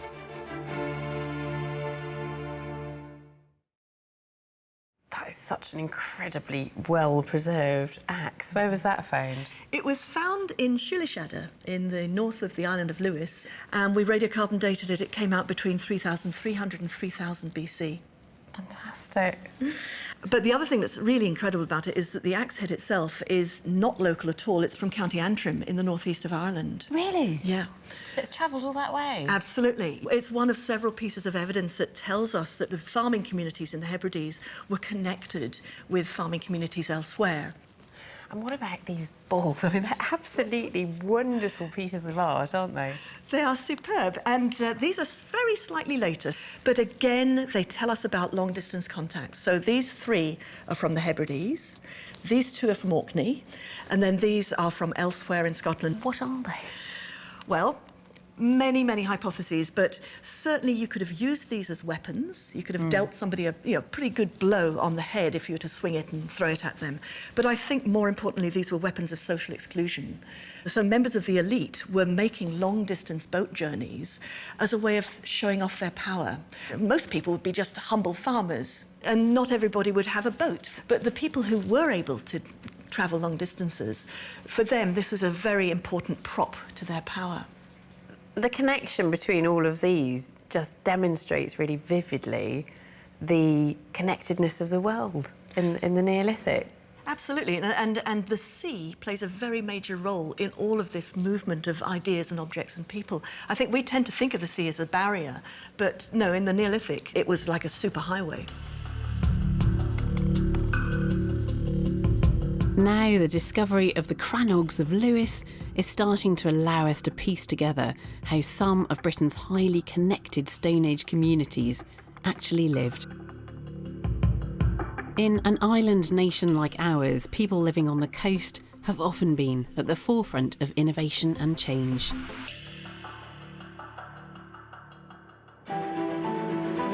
Our next dig comes from Lindisfarne Island, off the shores of Northumberland. 1400 years ago, this was the spiritual heartland of Britain. The Anglo-Saxon monastery at Lindisfarne was a beacon of Christianity in Western Europe and an incredibly important cultural centre. For almost 200 years, Lindisfarne was a driving force in the creation of a new Christian Britain. The monks of Lindisfarne converted the pagan Anglo-Saxon kings to Christianity. And through their contact with the Pictish, Gaelic and Celtic tribes of Britain, they produced some of the finest works of art and scripture in the medieval world, like the Lindisfarne Gospels. This Renaissance is known as the Golden Age. But in 793 AD, this world was annihilated when the Vikings landed on these shores and wiped the monastery from the map. Remarkably, no one knows the precise location of the early monastery. This year, archaeologists went looking for it. Their mission is to find this lost centre of early Christianity. It's an incredibly exciting thing to be doing. It's a site with such potential. It's hard not to be like a little boy when you finally get the trenches open. It's a ridiculously exciting place for an archaeologist to dig. It's one of the touch points in the entire Christian tradition. If they can find the original monastery, then they may also find evidence of the monks who were the masterminds of its golden age. Today, only the ruins of a much later 12th century priory remain. We're standing in a field to the east of a later medieval priory. We did geophysics here, and we've put our 2 trenches out on areas where we thought we could see possible structures. For 3 days, the archaeologists scour the trenches for any hint of a building. A big monastery like this would have had lots of different buildings, churches, workshops, craft areas. And what we're trying to do is potentially try and find some of these structures. On day 4, it looks like they've made a breakthrough. In this trench, we were looking for a building, and we do seem to have a broad band of rubble. And it's possible that this might be the foundations for a wooden structure. We certainly know that other monasteries of this date in the north of England often have buildings with similar kind of stone rubble foundations. These could be some of the first stones laid down by the Anglo-Saxon monks when they built the original monastery 1,400 years ago. But then one of the team spots something mixed in with the rubble. So we've got a possible cranium. Well, we're down here. We've come down onto the top of what looks like the top of the cranium, so the top of the skull, and there's other scatters of bone across this whole trench. It does suggest that at some point there must have been a reasonable-sized burial ground in the area. The team start to wonder if they found the monastic cemetery. On day 9, they find something hidden in the rubble that could hold a crucial clue to the world of Lindisfarne. We found a piece of stone which looks like it's possibly got some carving or an inscription on. It's John just giving it a bit of a clean. We're going to see what materialises. Letters begin to emerge from the mud. Yes, it's Anglo-Saxon name stone. Oh wow. 7th, 8th century AD. So that's a cracking little find. It's superb. That is good. That's tremendous. This is a so-called name stone. It's probably would have acted as a small headstone at the top of a grave. But when you find something like this, which has actually got the name of one of those Anglo-Saxon monks, it's exactly what you hoped you'd find. So he may even have been involved with the creation of a Lindisfarne Gospel. I think a stone like this is pretty much a smoking gun. You must be in a very near vicinity of an Anglo-Saxon monastic cemetery, so it's exactly what we've been after. Then, with just a few days to go, the team find another key piece of evidence.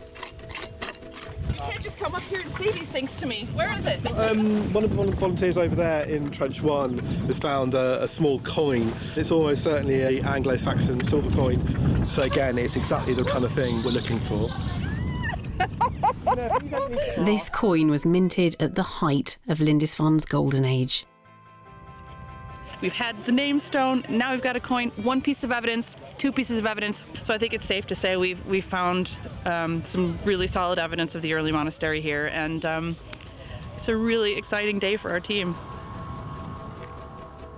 These new finds are of the right date. They do seem to be tantalising traces of that lost Anglo-Saxon monastery. They're a link to the monks who were there at the pinnacle of its golden age. Oh, what extraordinary finds from this first season of digging at Lindisfarne. So, I mean, this is fantastic. This is the headstone you found. This is the prize find. This is the really distinctive piece of Anglo-Saxon sculpture. You can just about see there's an inscription on here. Yeah. It's an Anglo-Saxon name, so it's someone called Ithfrith. Yeah, I can see the fifth here. Just see the frith. Yeah. And originally this would have been the top of a cross with the terminals here and here. Oh, yeah. This is fantastic. I mean, we're getting a view of Lindisfarne going right back to, the time when the first monastery was there and those beautiful Gospels were being made.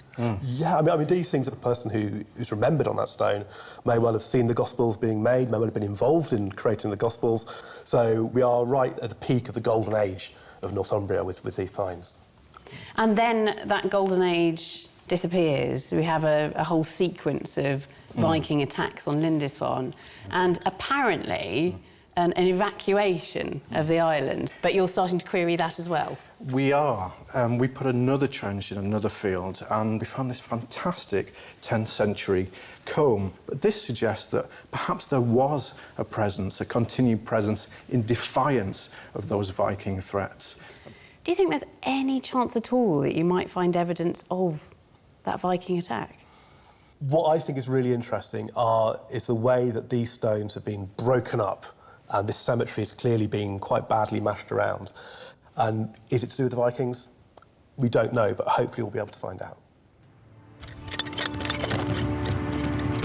In this first short season, the team unearthed far more than they expected. Next year, they hope to dig deeper to discover more about Lindisfarne's golden age and perhaps the famous Viking attack that destroyed it.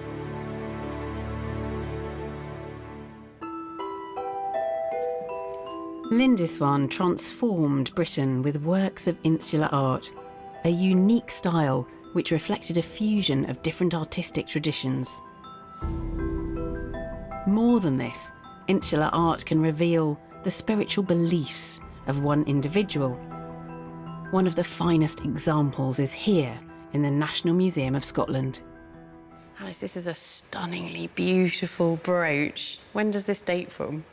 So this is the Hunterston brooch. It's made some point between the mid-7th, mid-8th centuries AD.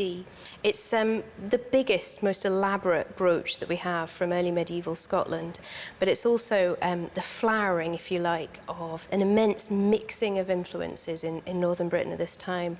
So it's blending together several different styles then, is it? Yes, because this form of brooch is found in Scotland and in Ireland, but here it's melded together with Anglo-Saxon interlace and animals. Now, this cross-like decoration there, do you think that might be a bit of Christianity coming through? I think it's absolutely some Christian influence. Early Christian art in Scotland and Ireland at this time, it does embed layers of meaning. And although this brooch would be meant to be seen by other people like this, there's quite a different reading of it possible to the person that's wearing it looking down. What we're looking for here is this little filigree beast. Now, this amber inset is its eye. Right. We've got two circular insets here, which are the top and the bottom of its open jaw with these hooked teeth biting yes. the cross. Yes, that's extraordinary. Before you told me that was there, I couldn't see a creature at all, but now I can see him and I can't stop seeing him. And these two beasts are confronting either side of this cross. This design derived from a really important early Christian text, and that references the knowing of Christ. So Christ will be known in between two living things. And as you say, this is facing the wearer. It almost suggests that it's more important that the person wearing it knows about all of this symbolism and that it's a talisman. Absolutely, yep. We tend to see these brooches as status symbols, as secular objects related to kingship perhaps, or power. But in actual fact, they can be deeply Christian as well. The Hunterston brooch gives us a powerful insight into one person's faith over 1,000 years ago.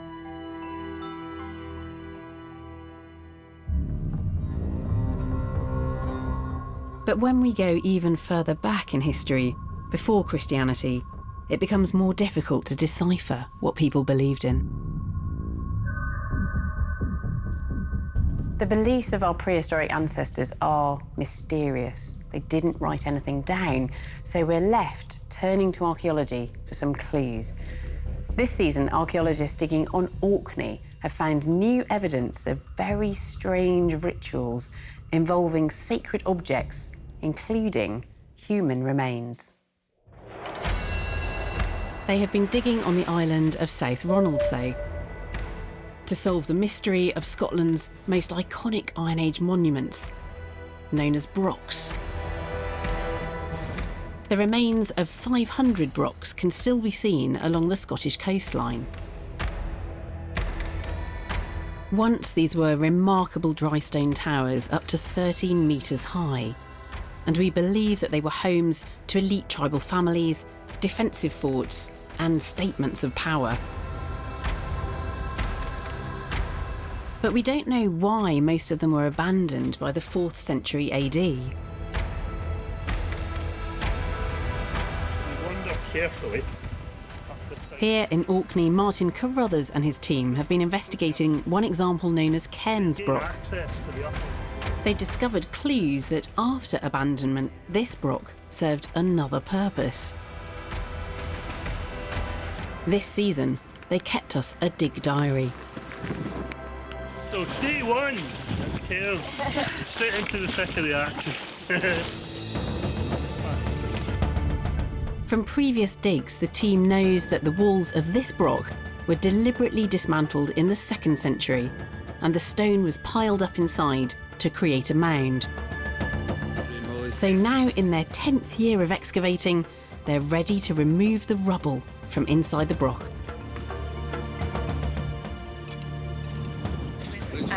Managed to remove a huge amount of rubble from the northern side of the rock, and now for the first time in possibly 2,000 years, we're getting to look at this northern section of wall, which is particularly beautiful and stunning.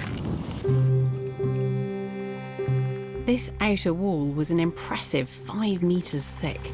It formed an impenetrable fortress, 22 metres in diameter. The team thinks that the answer to why it was dismantled might lie inside.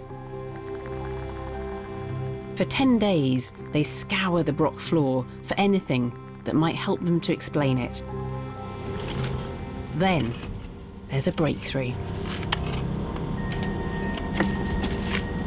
So it's day 17 at the Cairns, and we're on the outer wall of the brock, and Carolina has made quite a startling discovery. What have you got there? A human jaw. Wow. There's no doubt it's a human jaw, no doubt whatsoever from the shape of it. Just next to it is something even stranger. It looks as if that human jaw is closely associated with a very substantial vertebral bone of whale. It's quite a remarkable deposit so far. The next day, there's more intriguing animal bone. Lo and behold, they've revealed all this amazing set of red deer antlers that seem to be almost wrapped around the outside of this whalebone. These strange finds could be a clue as to what was going on here when the brock was dismantled. It looks like What happened here is that towards the end of the life of the broch, they laid out these items as a kind of a decommissioning deposit, an act of closure at the end of the broch. I've asked Martin to join me in the lab to explain what purpose these dismantled fortresses might have had and how these objects might have been used as part of an ancient ritual. Well, Martin, what a fantastic season at Cairns Broch. And these really are astonishing finds. This whalebone here, this is fascinating. It is and indeed. Someone has hollowed it out to convert that into a vessel. And then next to it are these antlers, which you can see really nicely here. They've been propped against the outer side of the whalebone vessel. And this is the mandible then that was there with this whalebone vessel and the two antlers. Yep. And you've just got the remains of the holes for the roots of the incisors here. So you're looking at an old person here. Yeah, well, that's fascinating because one of the hypotheses we have is that perhaps this is a fragment of someone that's been curated and held onto for a longish period of time, maybe even centuries, akin to the kind of saintly relics that are kept for a long time in the medieval period. The fact that this is an elderly person is interesting because they presumably had a biography and they were a well-known, maybe even renowned individual. This jawbone could have belonged to one of the Iron Age elite of Cairns Broch, whose remains were used in this strange ritual. But are you seeing this as specifically, I don't know, part of funerary ritual here then? I don't think the presence of this individual is actually recognising their death. This is the use of a dead person in ritual paraphernalia. And at the right moment in time, at the end of the broch, that's when this piece of this individual is then put back into the ground as part of that deposit. So effectively, they're turning what had been a freestanding, upstanding, massive, substantial house for generations, and they're turning it into a mound, literally an ancestral pile. Martin is at last beginning to unravel the mystery of why at least one of Scotland's famous brochs was dismantled. And his strange finds from this season suggest that the broch remained at the heart of the community, becoming transformed into a sacred site.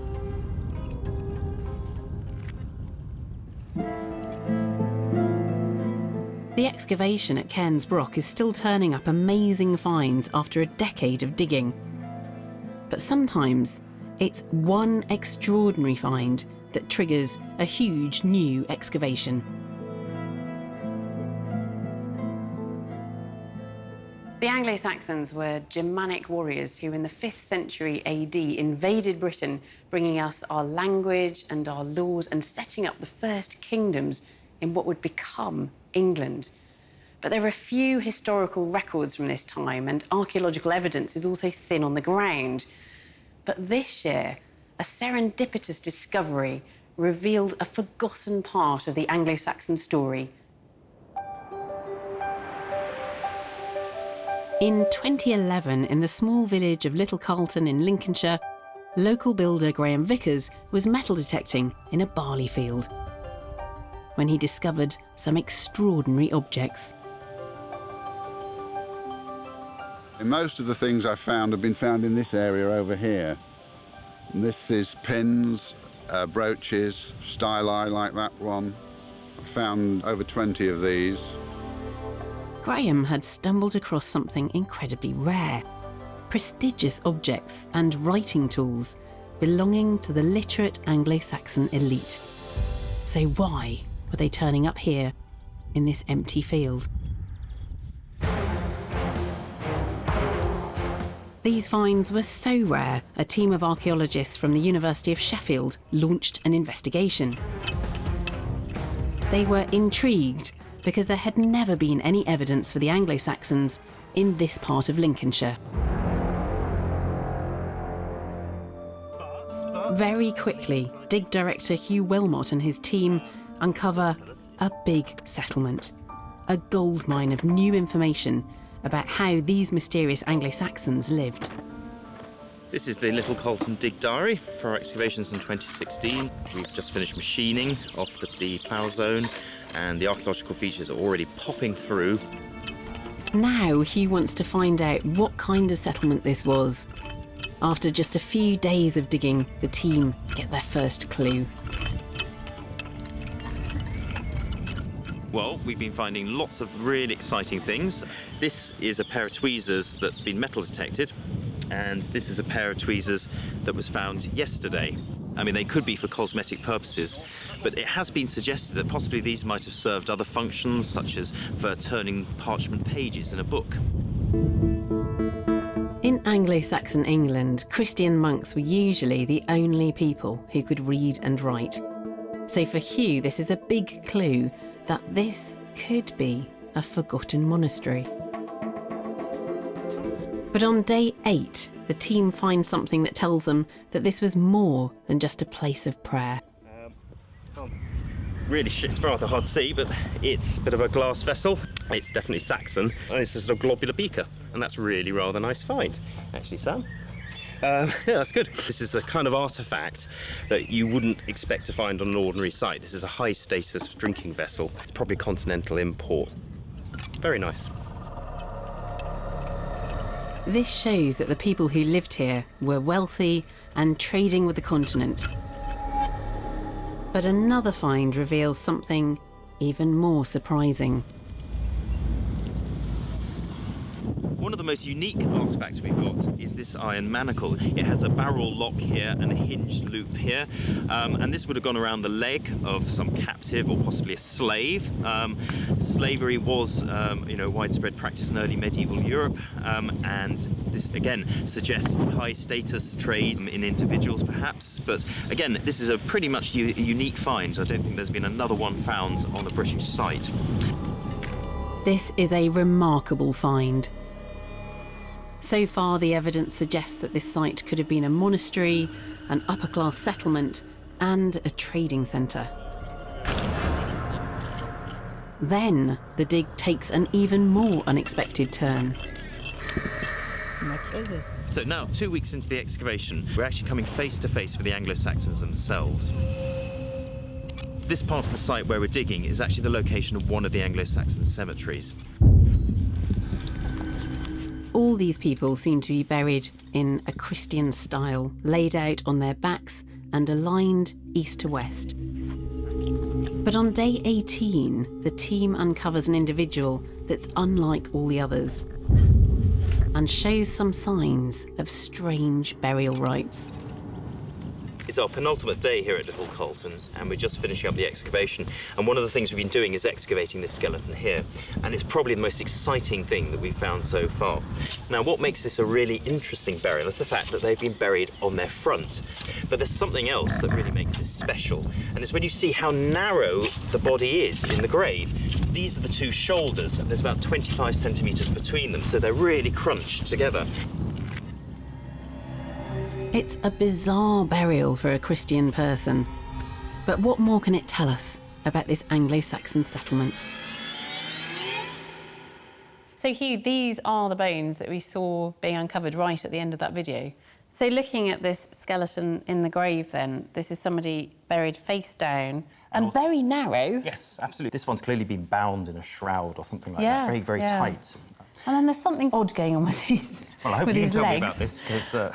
Because here we're looking at the back surface of a femur, and then you come down to here, and there's a kneecap. Now, you haven't got kneecaps on the back of your knee, so this suggests that these legs have come apart at the knee, and then have been put back together, but twisted 180 degrees. Wow. So I think what we can say for definite is that it was buried in the ground after the body had started to decompose, that the limbs have started to fall away from the rest of the body.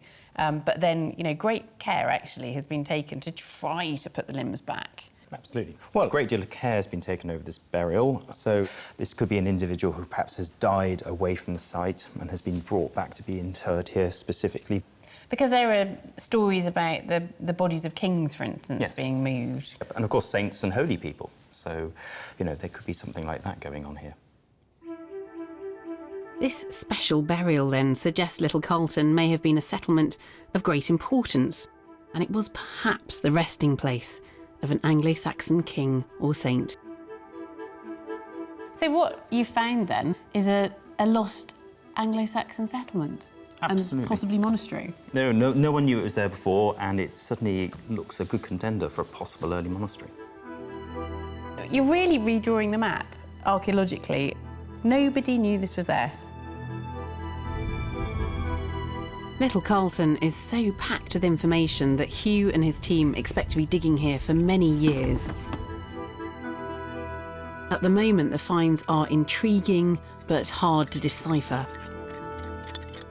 But the more that they uncover, the more they will be able to untangle the story of how the Anglo-Saxons staged their occupation and laid the foundations for the first kingdoms of England.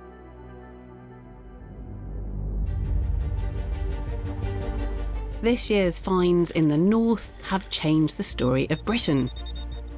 From what it was really like to face the might of Rome, to the forgotten Stone Age inventors of Scotland's famous crannogs.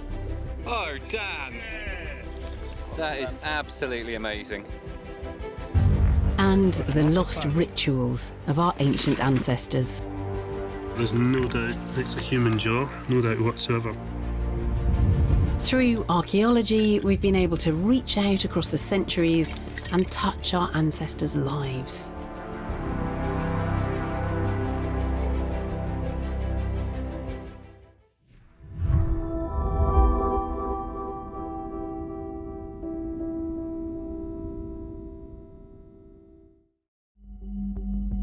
We might be a small island, but we've got a big history that's still full of mysteries. So every year, hundreds of archaeologists go out hunting for clues to our forgotten past. I have never seen anything like that. In 2016, their discoveries have been more exciting than ever. It's all happening now. You little devil, Johan! In this episode, Digging for Britain showcases the very best of them from the West. Each excavation was filmed as it happened by the archaeologists themselves. Their dig diaries mean that we can be there for every exciting moment of discovery. Cracking little find. Superb. And now the archaeologists are bringing their finds from pottery to metalwork to human remains into our lab so that we can get a closer look at them and find out what they tell us about our British ancestors. Welcome to Digging for Britain.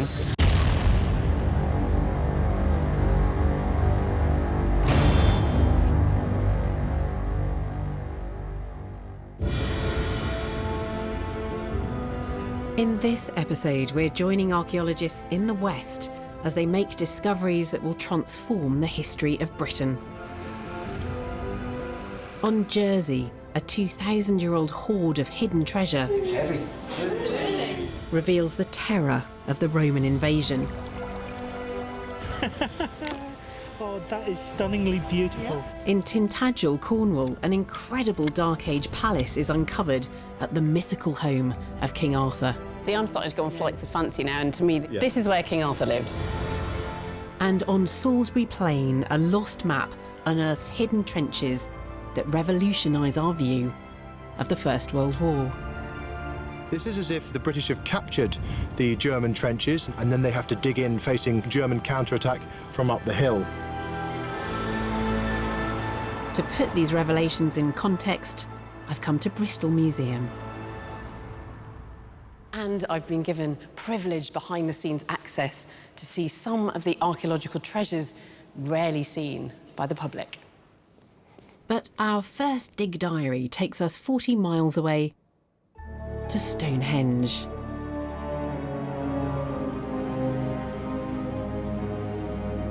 "3,000 years ago, our ancestors built Stonehenge as a site of ceremony and ritual west of the River Avon. In recent years, archaeologists have come to believe that Stonehenge is just part of a vast sacred landscape full of monuments.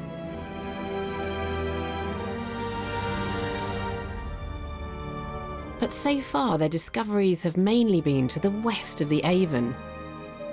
What lies to the east has largely been a mystery, until this year, when a team from Wessex Archaeology started digging at Bulford. At Bulford, just 3 miles away from Stonehenge, the discoveries were not only unexpected, they were unique, and they're helping to write a whole new chapter in the history of this archaeologically rich landscape. Shiv this out a bit. Phil Harding leads the team. Hi, this is Phil Harding. I'm talking to you on the edge of Salisbury Plain, about 3 miles east of Stonehenge. That's in that direction there. And I'm working on a site here. We've been working here since, what, just before Christmas now. And this is really quite an exciting site.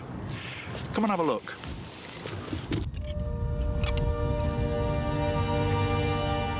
The team has uncovered something never seen in Britain before. A double henge. 2 circular banks and ditches. So what we found are 2 previously unknown henge monuments.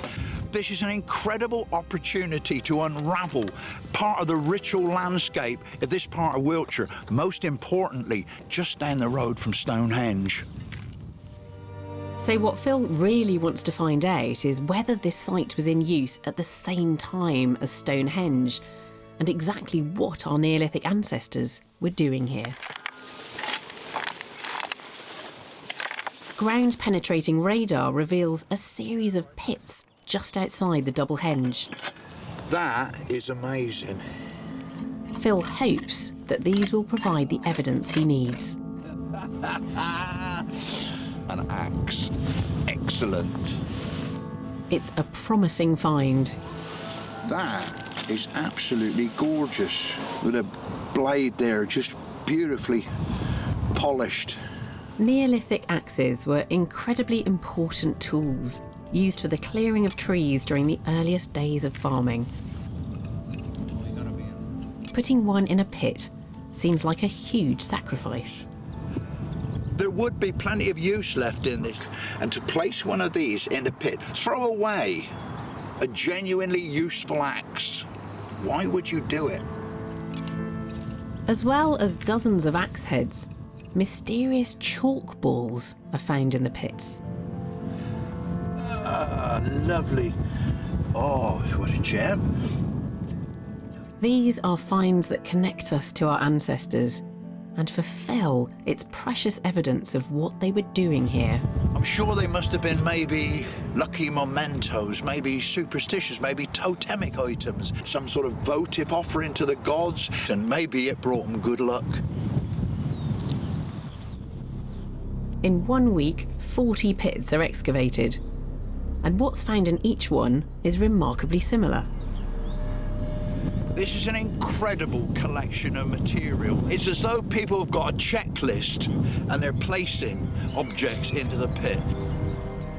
These are such enigmatic clues, glimpses of the rituals being carried out at the double henge. Didn't want to come. But some of the pits contain something rather different. Now, that is what I call a bone. It's from an aurochs. God, look at the size of it. A giant prehistoric cow. The aurochs was not on the average Friday night takeaway menu. I think what we are really looking at is festive, feasting, celebrations. Who knows, it might be seasonal, it might be marriage, it could be any other things. But what it is not is your day-to-day rubbish. This seems then to be a ritual site where our ancestors held religious feasts. But can Phil be sure that it's contemporary with Stonehenge? Can we prove that these ring ditches is of the same date as our Neolithic pits? If we can do that, then we actually find an incredible ritual complex of the same date as maybe Stonehenge. The team digs a trench across the double henge looking for evidence that will give them a date. Phil, look at that. What you got there then? Pot? Yeah, that's with decoration. Ah! That is? Yeah. I swear that is. That's decorated. You little devil, Johan. It's a fragment of pottery. Well, I'm getting really, really excited about this because it looks like it is decorated. You can see there's a bit of a ridge there and a bit of a ridge there, and these grooves. And I think that that is the best indicator that we've got of grooved ware, which is the typical late Neolithic pottery. That is what we want to find. Grooved ware pottery like this dates from the same period as Stonehenge, so it strongly suggests that this double henge was in use at the same time. I've invited Phil to come into our lab with some of his finds to give me a fuller picture as to what our ancestors were really up to at this unique site. They are places where people are gathering together and feasting, and they have to be ceremonial monuments. So these very strange balls, I mean, what are those about? These are made out of chalk. What you'll notice in some places, look at that, you can see the actual manufacturing traces. Now, chalk is a very soft rock. If you start beating it about too much, you will wear those manufacturing traces away. So I think that they are ritual material, being made for some function, and then they are then being placed in the pit. Those spheres, those balls are special. Now, what about the stone tools then? So these were coming out of the pit as well? Axes. Axes were incredibly powerful objects to them. They're almost symbolic offerings to show their wealth, their status, their power, because the material that is in the pits is the refuse, if you like, from people who are carrying out the ceremonies in our henge-type monuments. This completely unexpected discovery reveals a significant ritual site where Neolithic people gathered for ceremonies and feasting. By the time you've done all your post-excavation work on this, what are you going to add to our understanding of the Stonehenge landscape? The people at my site would probably have witnessed the construction of Stonehenge. They're just a few miles away. And what we've now done is we're moving our knowledge from the west bank of the River Avon and showing that equally as important is life on the east bank. And it just blows me over. I mean, I'm just absolutely...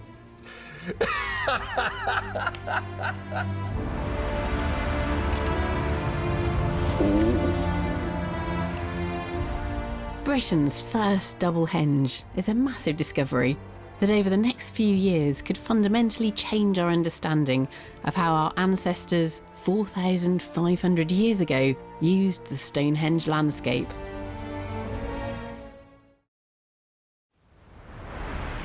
Our next excavation also takes place on Salisbury Plain, just 5 miles away from Stonehenge. But the story it's revealing is very different and took place just 100 years ago.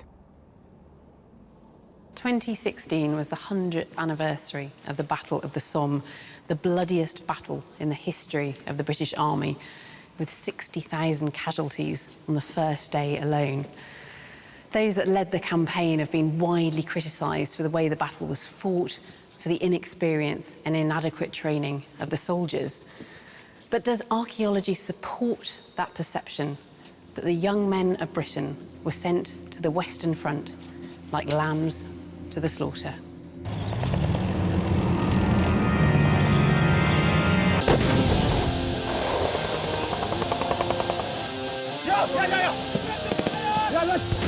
Salisbury Plain.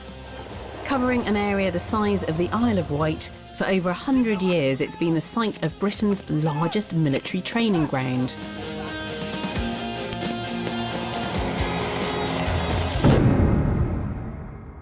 During World War I, thousands of soldiers came here in preparation for fighting in the trenches of northern France.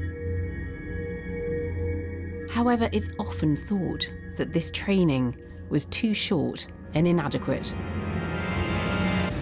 Incredibly, a map has been uncovered in the National Archive that might change this perception once and for all. It suggests that the army was at least planning to recreate German trenches of the Western Front in these fields, so our soldiers could rehearse attacks on them. But were those trenches ever actually dug and used for training?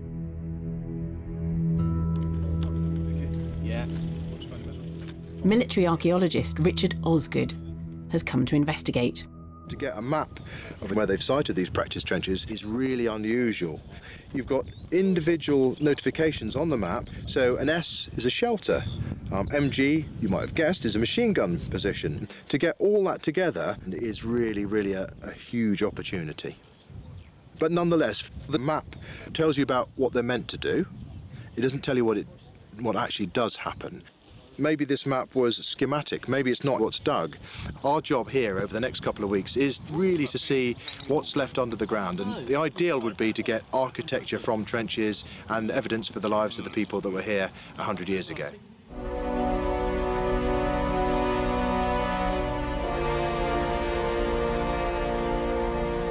Trench warfare dominated World War I.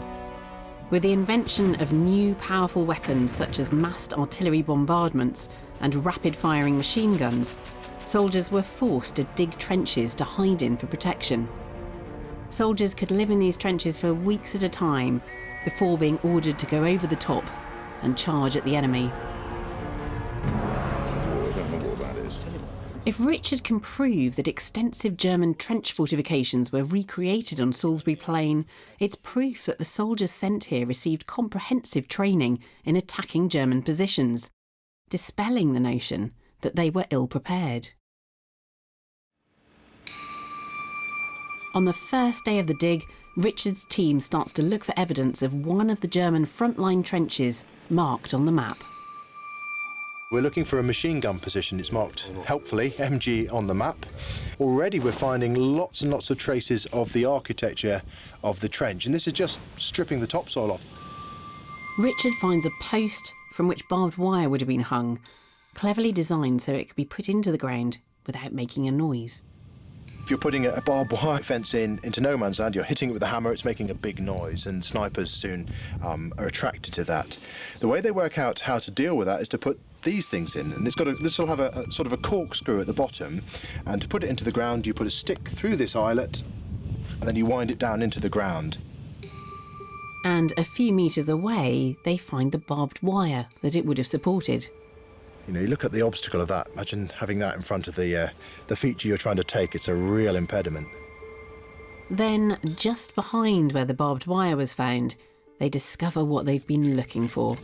A section of a front-line German trench.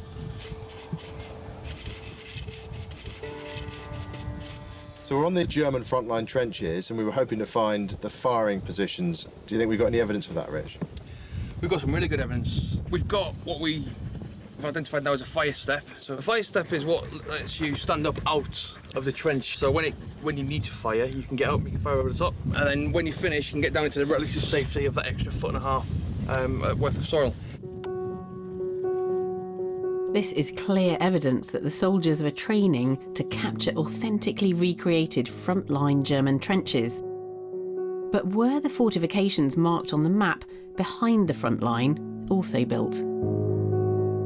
If they were, it would prove that the soldiers were training not only to attack the front line, but also to fight right through to the rear.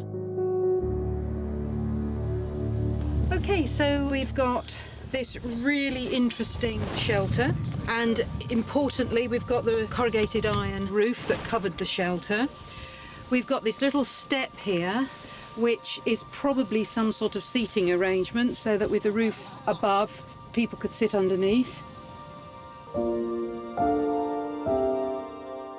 Shelters like these would have offered some protection from the elements, as well as from the shrapnel of artillery bombardments.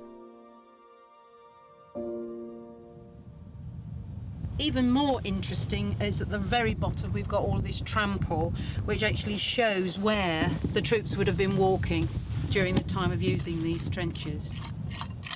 The trample floor isn't the only evidence that these trenches weren't just for show, but were used by large numbers of soldiers. What we're looking at, is it a latrine or not? It is a latrine. For you, it's more of a urinal rather than a proper toilet. We know that because of the yellow sandy-like material at the bottom. That's put very politely.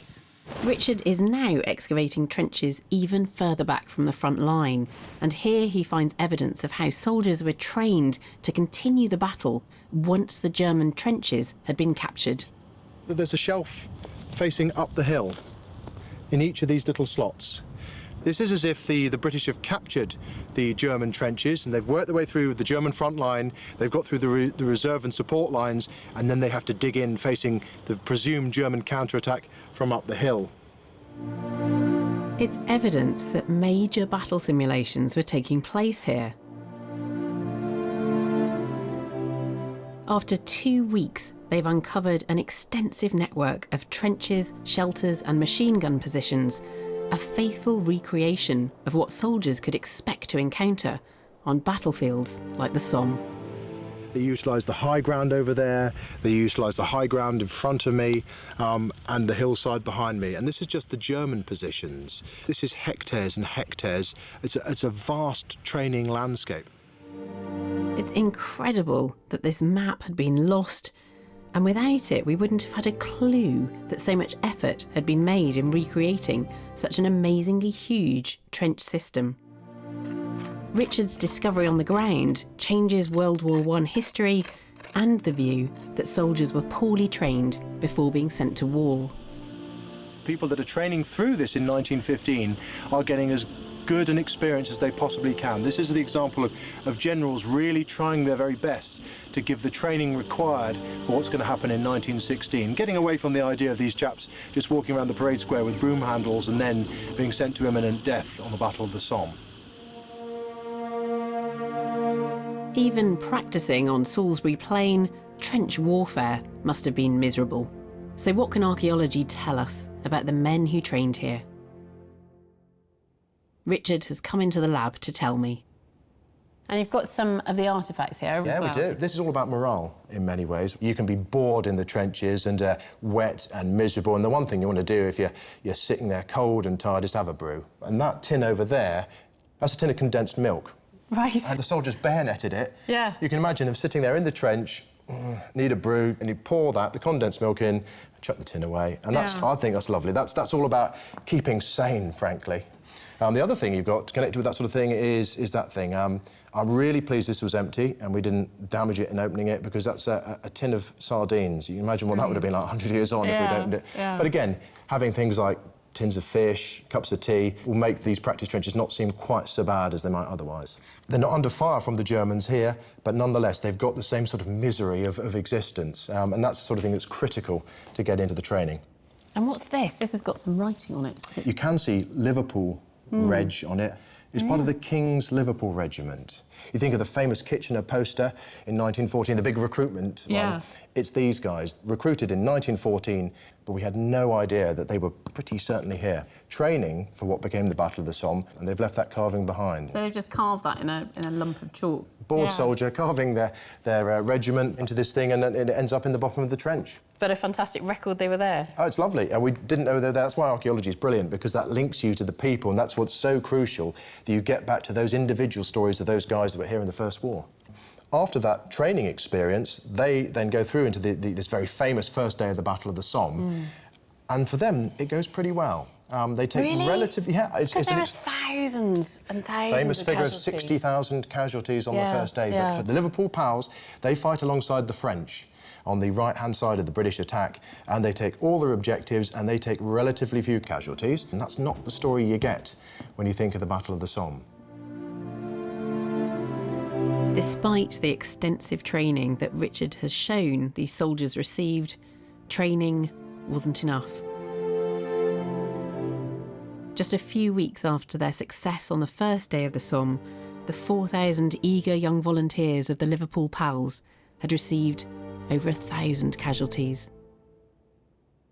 A shocking 1 in 4.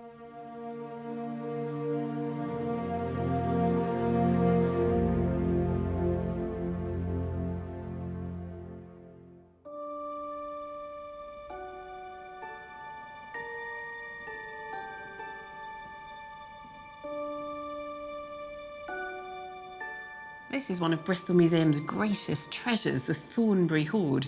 It consists of 11,460 coins, and it was buried in the 4th century AD, just as the Roman army was withdrawing from Britain. But actually, this pales into insignificance beside a recently discovered hoard, one of the largest ever found, this time dating to the 1st century BC, when Britain was on the cusp of being assimilated into the Roman Empire. The island of Jersey. In 2012, 2 metal detectorists found a massive hoard of 2,000-year-old coins in a potato field. Jersey heritage painstakingly excavated. It was the world's biggest discovery of Iron Age coins ever. The archaeologists wanted to find out what treasures lay inside and what it tells us about the British Isles at a time when the Romans were advancing towards our shores. The hoard was taken to the local museum where conservator Neil Mara and his team began the painstaking task of clearing off the mud. There were an extraordinary 70,000 coins.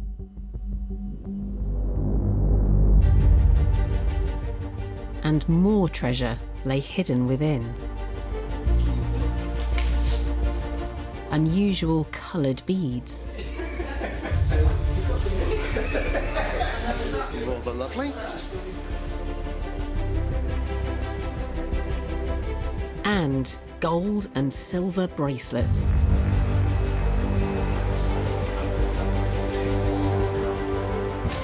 This has been much more complicated than expected. We're lifting one piece at a time out, but everything is interlinked and fitted around each other. Haha, success. It's a piece of silver wire, probably from jewellery, just cut up and essentially just scrap metal now. Who would have cut up this precious metal, and why was it all hidden? As they dig deeper into the hoard looking for clues, they uncover its greatest treasure. It's heavy. It's heavy. An amazing collection of thick golden torques, ornate neck rings. Only the most important people in Iron Age society would have worn neck rings of this thickness and weight.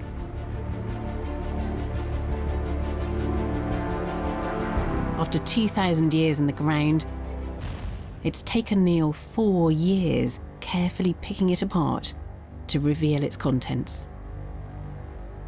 We've now removed 50,000 coins, so we're, we think, 5/7 of the way in. About 20,000 coins left, and you can see there are still a few things outstanding.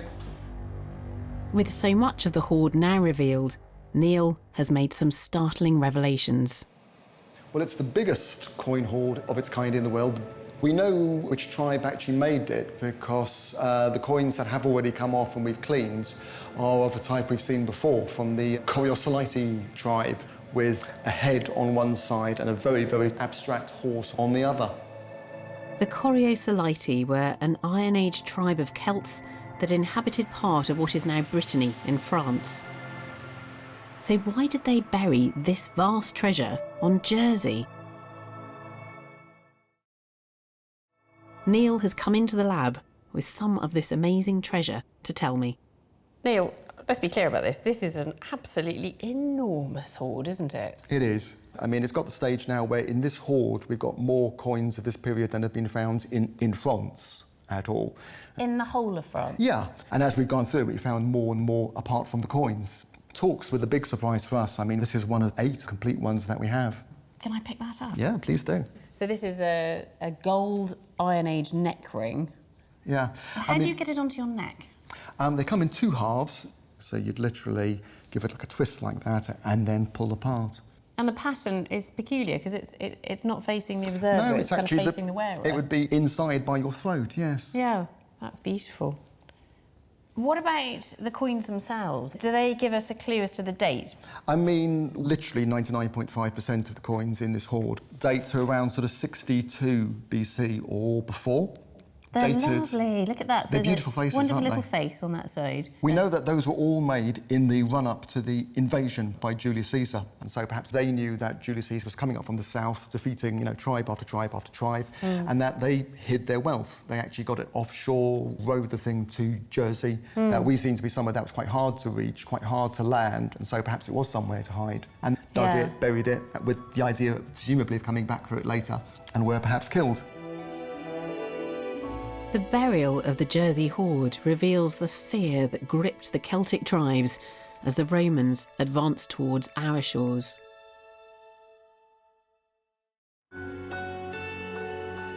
But conversely, the Thornbury hoard at Bristol Museum dates from a time when, 300 years later, the Romans were in retreat, showing us that the collapse of empire could be equally tumultuous. The Thornbury hoard that's on display upstairs is just a small portion of the 11,460 Roman coins that were discovered. And so I've come down here to the stores to look more closely at some of those coins and find out more about the hoard. How was it discovered? It was discovered by a man who was digging a fish pond in his back garden. So he found the remains of a pot with over 11,500 coins inside. All of a similar type, all of a similar period. These coins act as a history of the Roman Empire. Virtually all the coins are Constantinian, so Constantine, the emperor that's associated with enabling Christianity to be worshipped across the empire. And found in Constantinople. And found in Constantinople. So you get two types of coins. So you get one coin in this hoard which hark back to the foundation of Rome. Ah, that's beautiful. So we've got a little wolf with Romulus and Remus underneath. That's a gorgeous coin. Look at that. And then there's a female personification of the new empire's capital, which is Constantinople, and that is Constantinopolis. The coins are also evidence of the empire's decline. By this time, the coinage has become very debased. There's very little silver content, and virtually everything is made out of copper alloy, and also not quite as well modelled. So the coins are being literally debased. They are getting smaller. Is this a sign of a crumbling economy then, as Rome goes into decline? Yes, they're debasing everything. So where were these minted then? Are they British coins in origin? None of the ones that I've seen are actually from Britain. We know that because they have little marks on the bottoms of them. We've done a sort of, it's almost like an airline map of where these things have come from, and the furthest one that we've found is Antioch in Turkey, and we've got things from Thessalonica, but also Croatia. As part of the empire, Roman Britain was connected with diverse people and cultures across Europe and beyond, and this was also a period of relative peace. But when the empire crumbled, it must have been a difficult and even frightening experience for many people. And why on earth was this volume of coins buried? That's the $64,000 question, because we have no idea. This was a troubled time, wasn't it? So, I suppose there are numerous different reasons that somebody could be burying money in the ground. They could. They could be trying to hide it. It could be effectively banking it. And you kept it and you hid it from anybody. You didn't want to have it, and that might be somebody you thought was coming to raid. And clearly we have no idea why nobody collected it. By the 4th century AD, the Romans were pulling out of Britain, and whoever buried these coins never came back for them. Britain was plunged into a period of uncertainty for the next 600 years, sometimes known as the Dark Ages. Our next excavation provides brand new and very strange clues as to how our ancestors made sense of this upheaval. For archaeologists, burial sites can offer precious clues as to how our ancestors lived and died. But sometimes they also provide us with surprising insights into what seem to us today to be bizarre beliefs and strange rituals long since forgotten.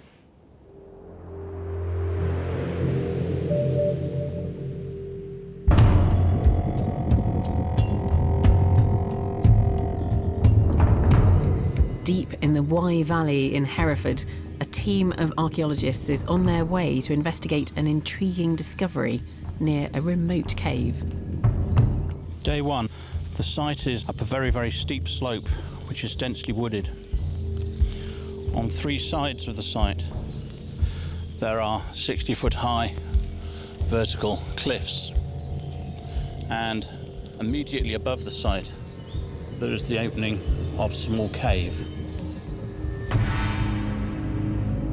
Known locally as Merlin's Cave, in the 1920s an incredible find of prehistoric tools, pottery and bones was made, revealing this to be a sacred burial site for our Neolithic ancestors over 4,500 years ago. But in 2011 a new discovery was made, purely by chance, just below the entrance. I was doing caving with one of my sons, and we decided to try and get into this cave, which is about 15 foot up the cliff face. So I left my son sat on what was a tree throw. While I was scaling the cliff here, he discovered flint scraper, a really lovely flint scraper, and some pieces of pottery and some teeth. Clyde took the finds to the county archaeologist. The pottery was prehistoric, the teeth were human, and the flint was early Neolithic. The county archaeologist Tim Hoard was so intrigued by the finds that he organised a dig to see if he could find whether there was a connection between these new finds and the ones in the cave.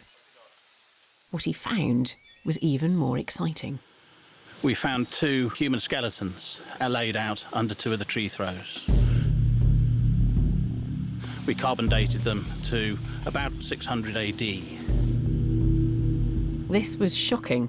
Tim had expected to find Neolithic skeletons, but these were Dark Age skeletons from the 7th century AD, and they were lying outside a prehistoric burial site. But with such a huge time difference, surely there couldn't be a connection. Then the next piece of evidence emerged.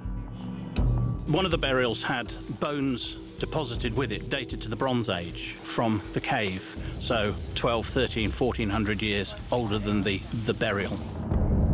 The prehistoric human bones seem to have been deliberately placed in the later graves. Whoever buried these men clearly knew about the earlier burials inside the cave. So what we wanted to know was who these people were and why they were involved with the burial in the cave. We know that they were doing something very strange, very different. Are these two men the only ones buried here, or are they part of something much bigger? This year, another dig was organised to find out. It's a very unusual place to find people being buried. We're on a very steep hillside. The soil isn't very deep. It's actually quite hard to make a grave that's deep enough to bury a body.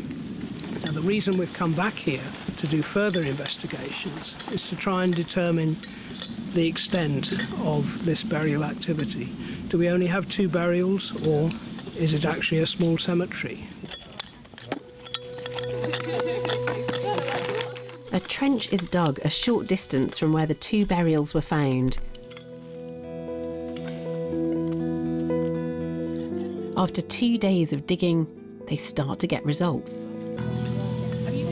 We've just found a human bone which is projecting out of the side of the section of the trench. It's a fragment of a large human femur, and we're further to the south of where the previous two burials are, and it's giving us an idea that the extent of this burial area is considerably larger than we'd seen previously.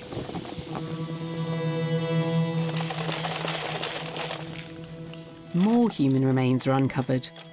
We've just found this, which is a human tooth. It's actually a human canine, an adult tooth. And then a little bit of bone, which is just from the path. Now we're finding remains of other skeletons, including the thigh bone of a newborn child. Now, up to now, all of the bones found from these burials have been of adults, but now we're finding evidence that even very young infants are being buried at this site. Analysis shows that these date from the same period as the skeletons first found beneath the cave entrance. It's evidence that the team has uncovered the burial ground of a Dark Age community. It's an incredibly strange discovery. Prehistoric burials inside the cave seem to have been so important to this community 2,000 years later that they chose to be buried close to the cave, even though digging graves on this steep ground must have been incredibly difficult. And another discovery is made, evidence that these people are also being buried, along with bones from inside the cave. Now on the top of this bone here, we can see encrustation, and this is in fact tufa or stalagmite, which is only formed inside the caves. This bone has come out of a cave, so this provides a direct link between the cave up there and what's being deposited down here. The team from Manchester University have discovered not only a forgotten burial ground, but a strange funerary ritual that's been lost for 1,400 years. I'm interested to find out what the archaeologists think was going on here. So you've got Dark Age burials outside the cave, and then inside the cave there seems to have been a lot of bone, human and animal bone, from much, much earlier, some period in prehistory. At least the Neolithic. It's buried with two cow bones. So this bit here? Yep. So a bit of cow rib. And then there's the knuckle of a cow leg bone by his head that he was buried with as well. Tim believes there could be a special connection between this particular man and the earlier burials inside the cave. And have you analysed the bones? What are you able to say about this individual? He is certainly well into his 50s, if not in his early 60s when he died. He was a very tall person, or at least he was well over 6 feet.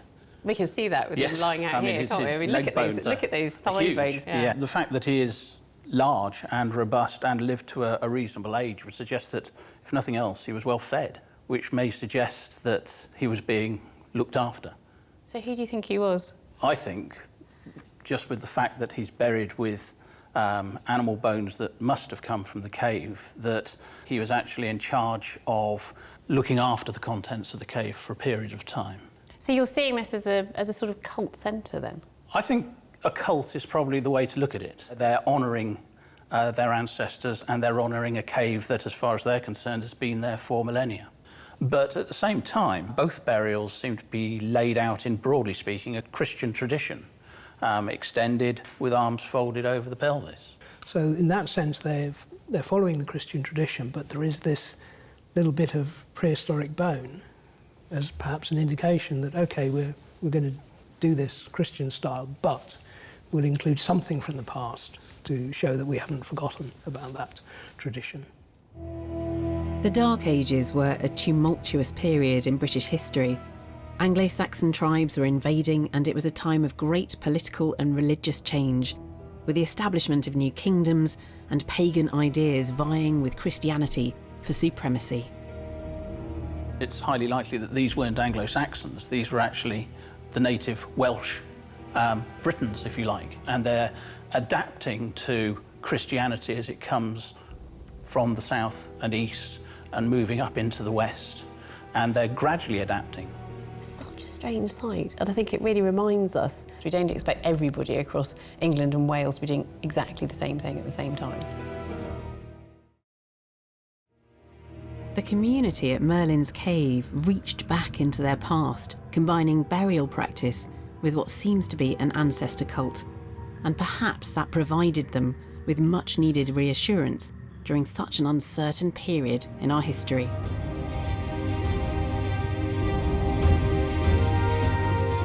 After the Romans left, Dark Age Britain is often thought of as less civilised and more backward, a time when we lost cultural and trading connections, not only with Rome, but with the world at large.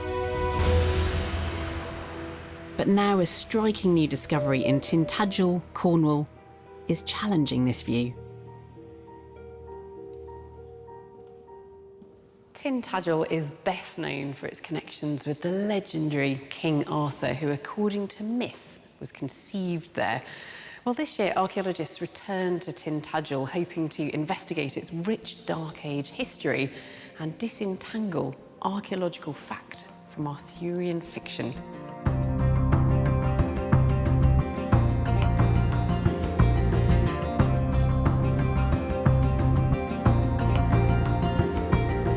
The castle remains that you can see on Tintagel today date from the medieval period, but archaeological remains from around 600 AD, found on previous excavations, suggest that there was once a large Dark Age settlement here. In 2016, archaeologists returned to Tintagel to explore areas of the island that had never been dug before. They wanted to find out what kind of settlement it was, but what they found took them all by surprise. Day one of the Dig Diary, and today we've started excavating on the eastern terrace just here and over behind the castle on the southern terrace. We've opened up 4 trenches, and that's where we're hoping to find what we used to call Dark Age buildings, or buildings that belong to the 5th and 6th century.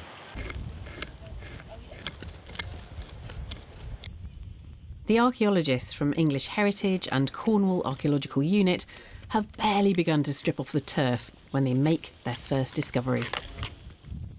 We've got this possible floor layer of paving. Evidence for the construction of terraces. What it looks like is that we have 3 distinct flat terraces with slopes between at the moment, which we hope when we take some material away we'll find some nice walls. Disappointingly, further digging reveals no traces of buildings. Maybe there are some terraces which are being used for small enclosures, maybe as cultivation plots rather than for buildings. But who were these cultivation plots for? On the south side of the island, they make an extraordinary discovery. We have 3 terraces, this being the substantial wall at the southern end and leading to another wall, presumably for a building, and that leads nicely to a set of steps, and they lead neatly through part of the top building. So we think this is the building, nice level floor and steps up to it. This is their first big breakthrough. Massive 1 metre thick rock walls are revealed. Never before has such a solid Dark Age building been discovered in Britain. Substantial build to top and top end. But what is this building? In their search for clues, they find a rubbish pit next to it. We've got an animal jawbone here, so you can see the teeth. Something like a wild boar, perhaps. The remains of boar and other animals may be evidence of a Dark Age feast. I can see. And further surprising finds suggest this was a high-status building. So shallow bowl, nice rim. Put a bit of fruit in or something. Oh, it's beautiful. It looks like Fassian, which is from Turkey. So that is a beautiful thing. And Carl Thorpe, the small finds expert, is particularly excited by the discovery of an incredibly rare piece of glass. Thought you like it. Oh, that is stunningly beautiful. Yeah. That is definitely post-Roman glass. It's even a rim, which is fantastic. And judging from the curvature, I think it is of a little cone cup between the 5th and sort of 7th centuries AD. Sort of Merovingian glass, originating in France. Somewhere, yeah. For what? For most likely drinking wine. And that is just, it's always stunningly beautiful. The team was simply not expecting to find this many high-quality foreign goods. The people living here were clearly not only very wealthy, but trading over vast distances. Got a small sherd of what looks to be amphora. That's from the Aegean area, Eastern Mediterranean. Wow. So, fantastic. Yeah.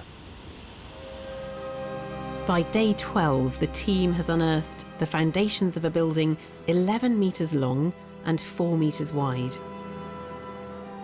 They're convinced that the people who lived here must have had immense wealth and power.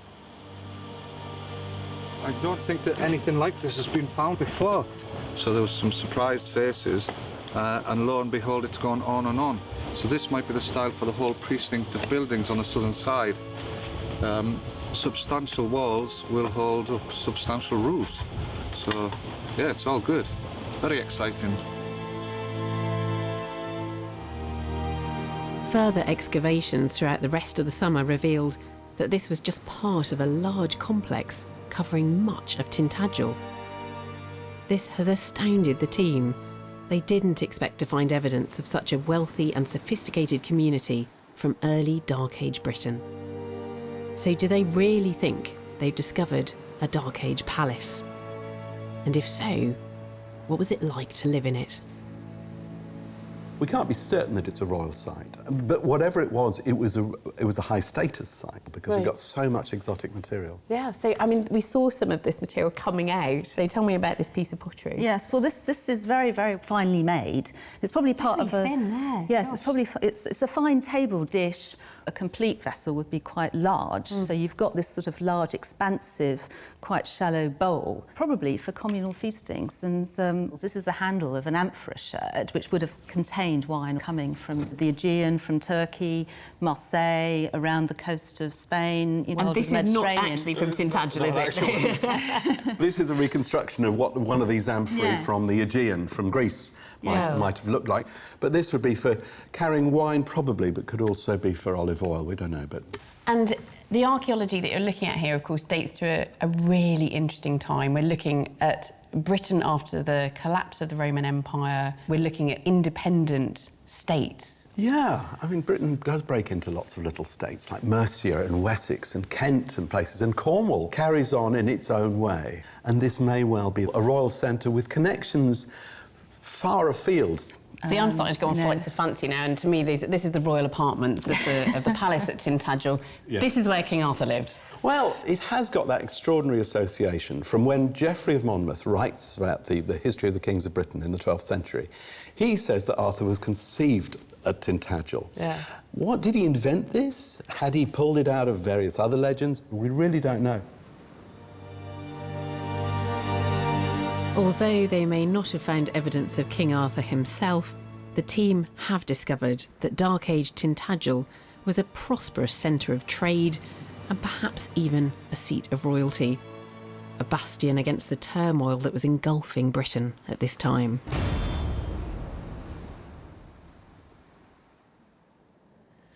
In the past, infant mortality rates were much, much higher than they are today. In the Dark Ages, it's thought that perhaps half of all children didn't make it to adulthood. And yet, when you look at cemeteries from the period, there just don't seem to be enough juvenile and infant burials. So were the burial rites for children different to those for adults? It's certainly possible. And archaeologists in South Wales have been making some intriguing discoveries.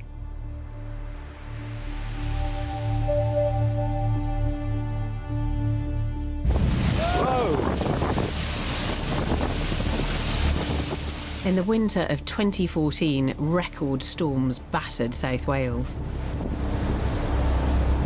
They were so ferocious that they eroded the Pembrokeshire coastline. And human bones started to appear as the sand dunes were stripped back, revealing an ancient cemetery. These skeletons may contain precious clues about our past. So for the last 3 years, a team from Dyfed Archaeology has been trying to save what they can from this now dangerously exposed site. This is classic rescue archaeology. Absolutely, you can see here that the threat is obvious and happening, and we're just dealing with it. It's day 3 of this year's dig, and they are beginning to excavate the Dark Age layers from the 7th to the 9th centuries AD. One burial emerges that is incredibly unusual and entirely different to anything they've seen so far. So it seems to be a woman buried with a baby in the crook of her arms. That's right. That's incredible. Yeah. That's the baby's head, yeah. Skull there. Pelvis in this area. Okay. Here's the mother's left arm. Finding an infant burial from this time is extremely rare. Tiny bones tend to decompose quickly in many cemeteries. But here, the infant bones are perfectly preserved by the coastal sand. Ken, do you want to tell me what you're drawing? It's a kiss grave containing the remains of what looks like an infant. An infant's kiss grave. Newborn, probably. Or Yes. even a perinatal, very small child. You see from the length of it. Yeah. And incredibly, other infant burials soon begin to emerge. It's rare to find this quantity of infants in a communal cemetery. It doesn't matter what date it's from, they are rare to find. Here we've got a large number of them because the preservation in the sand has been so good for skeletal remains. By week 3, they've found an incredible 20 infant graves, a sobering reminder of infant mortality rates at this time, and an intimate insight into how parents felt about losing so many young children at such an early age, 1400 years ago. So what we've got here is a really rather nice bone pin, possibly a shroud pin. And some of the burials that we've had here, you can see from the position of the skeleton, the feet particularly, that these people look like they were wrapped in shrouds when they were buried. There was one absolutely tiny little infant. I actually excavated it myself. Its legs were actually crossed at the ankles, so again it suggests it was wrapped before being placed in the ground. This pin would have been used to carefully secure the shroud around this dead child before it was placed in its grave.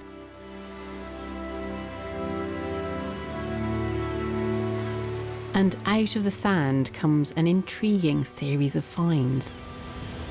This is one of a number of areas where we've had white quartz pebbles across the site, but they've been the graves of infants. So the pebbles have been really carefully placed. We had one with over 100 pebbles on the top of it, densely packed, and obviously a lot of care invested in the grave of the baby inside.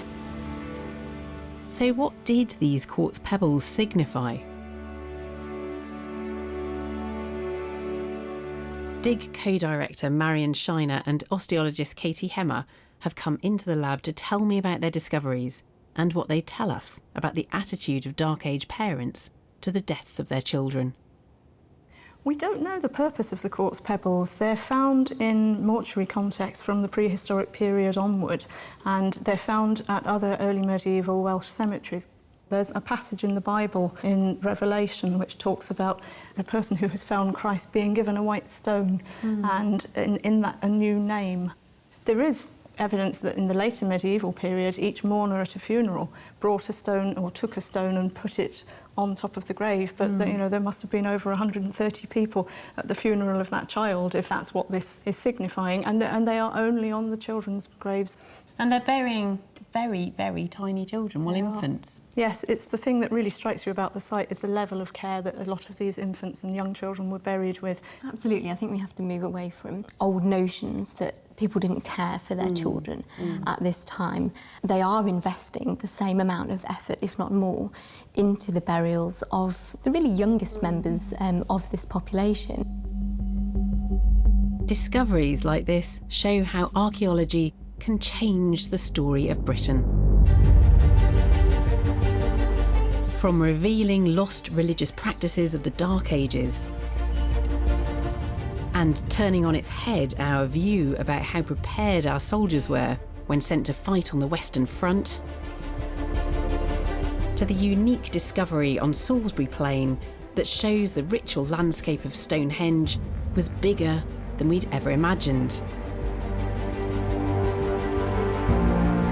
Our ancestors made the country we live in today. And through archaeology, we've been able to reach back through the centuries and touch their lives.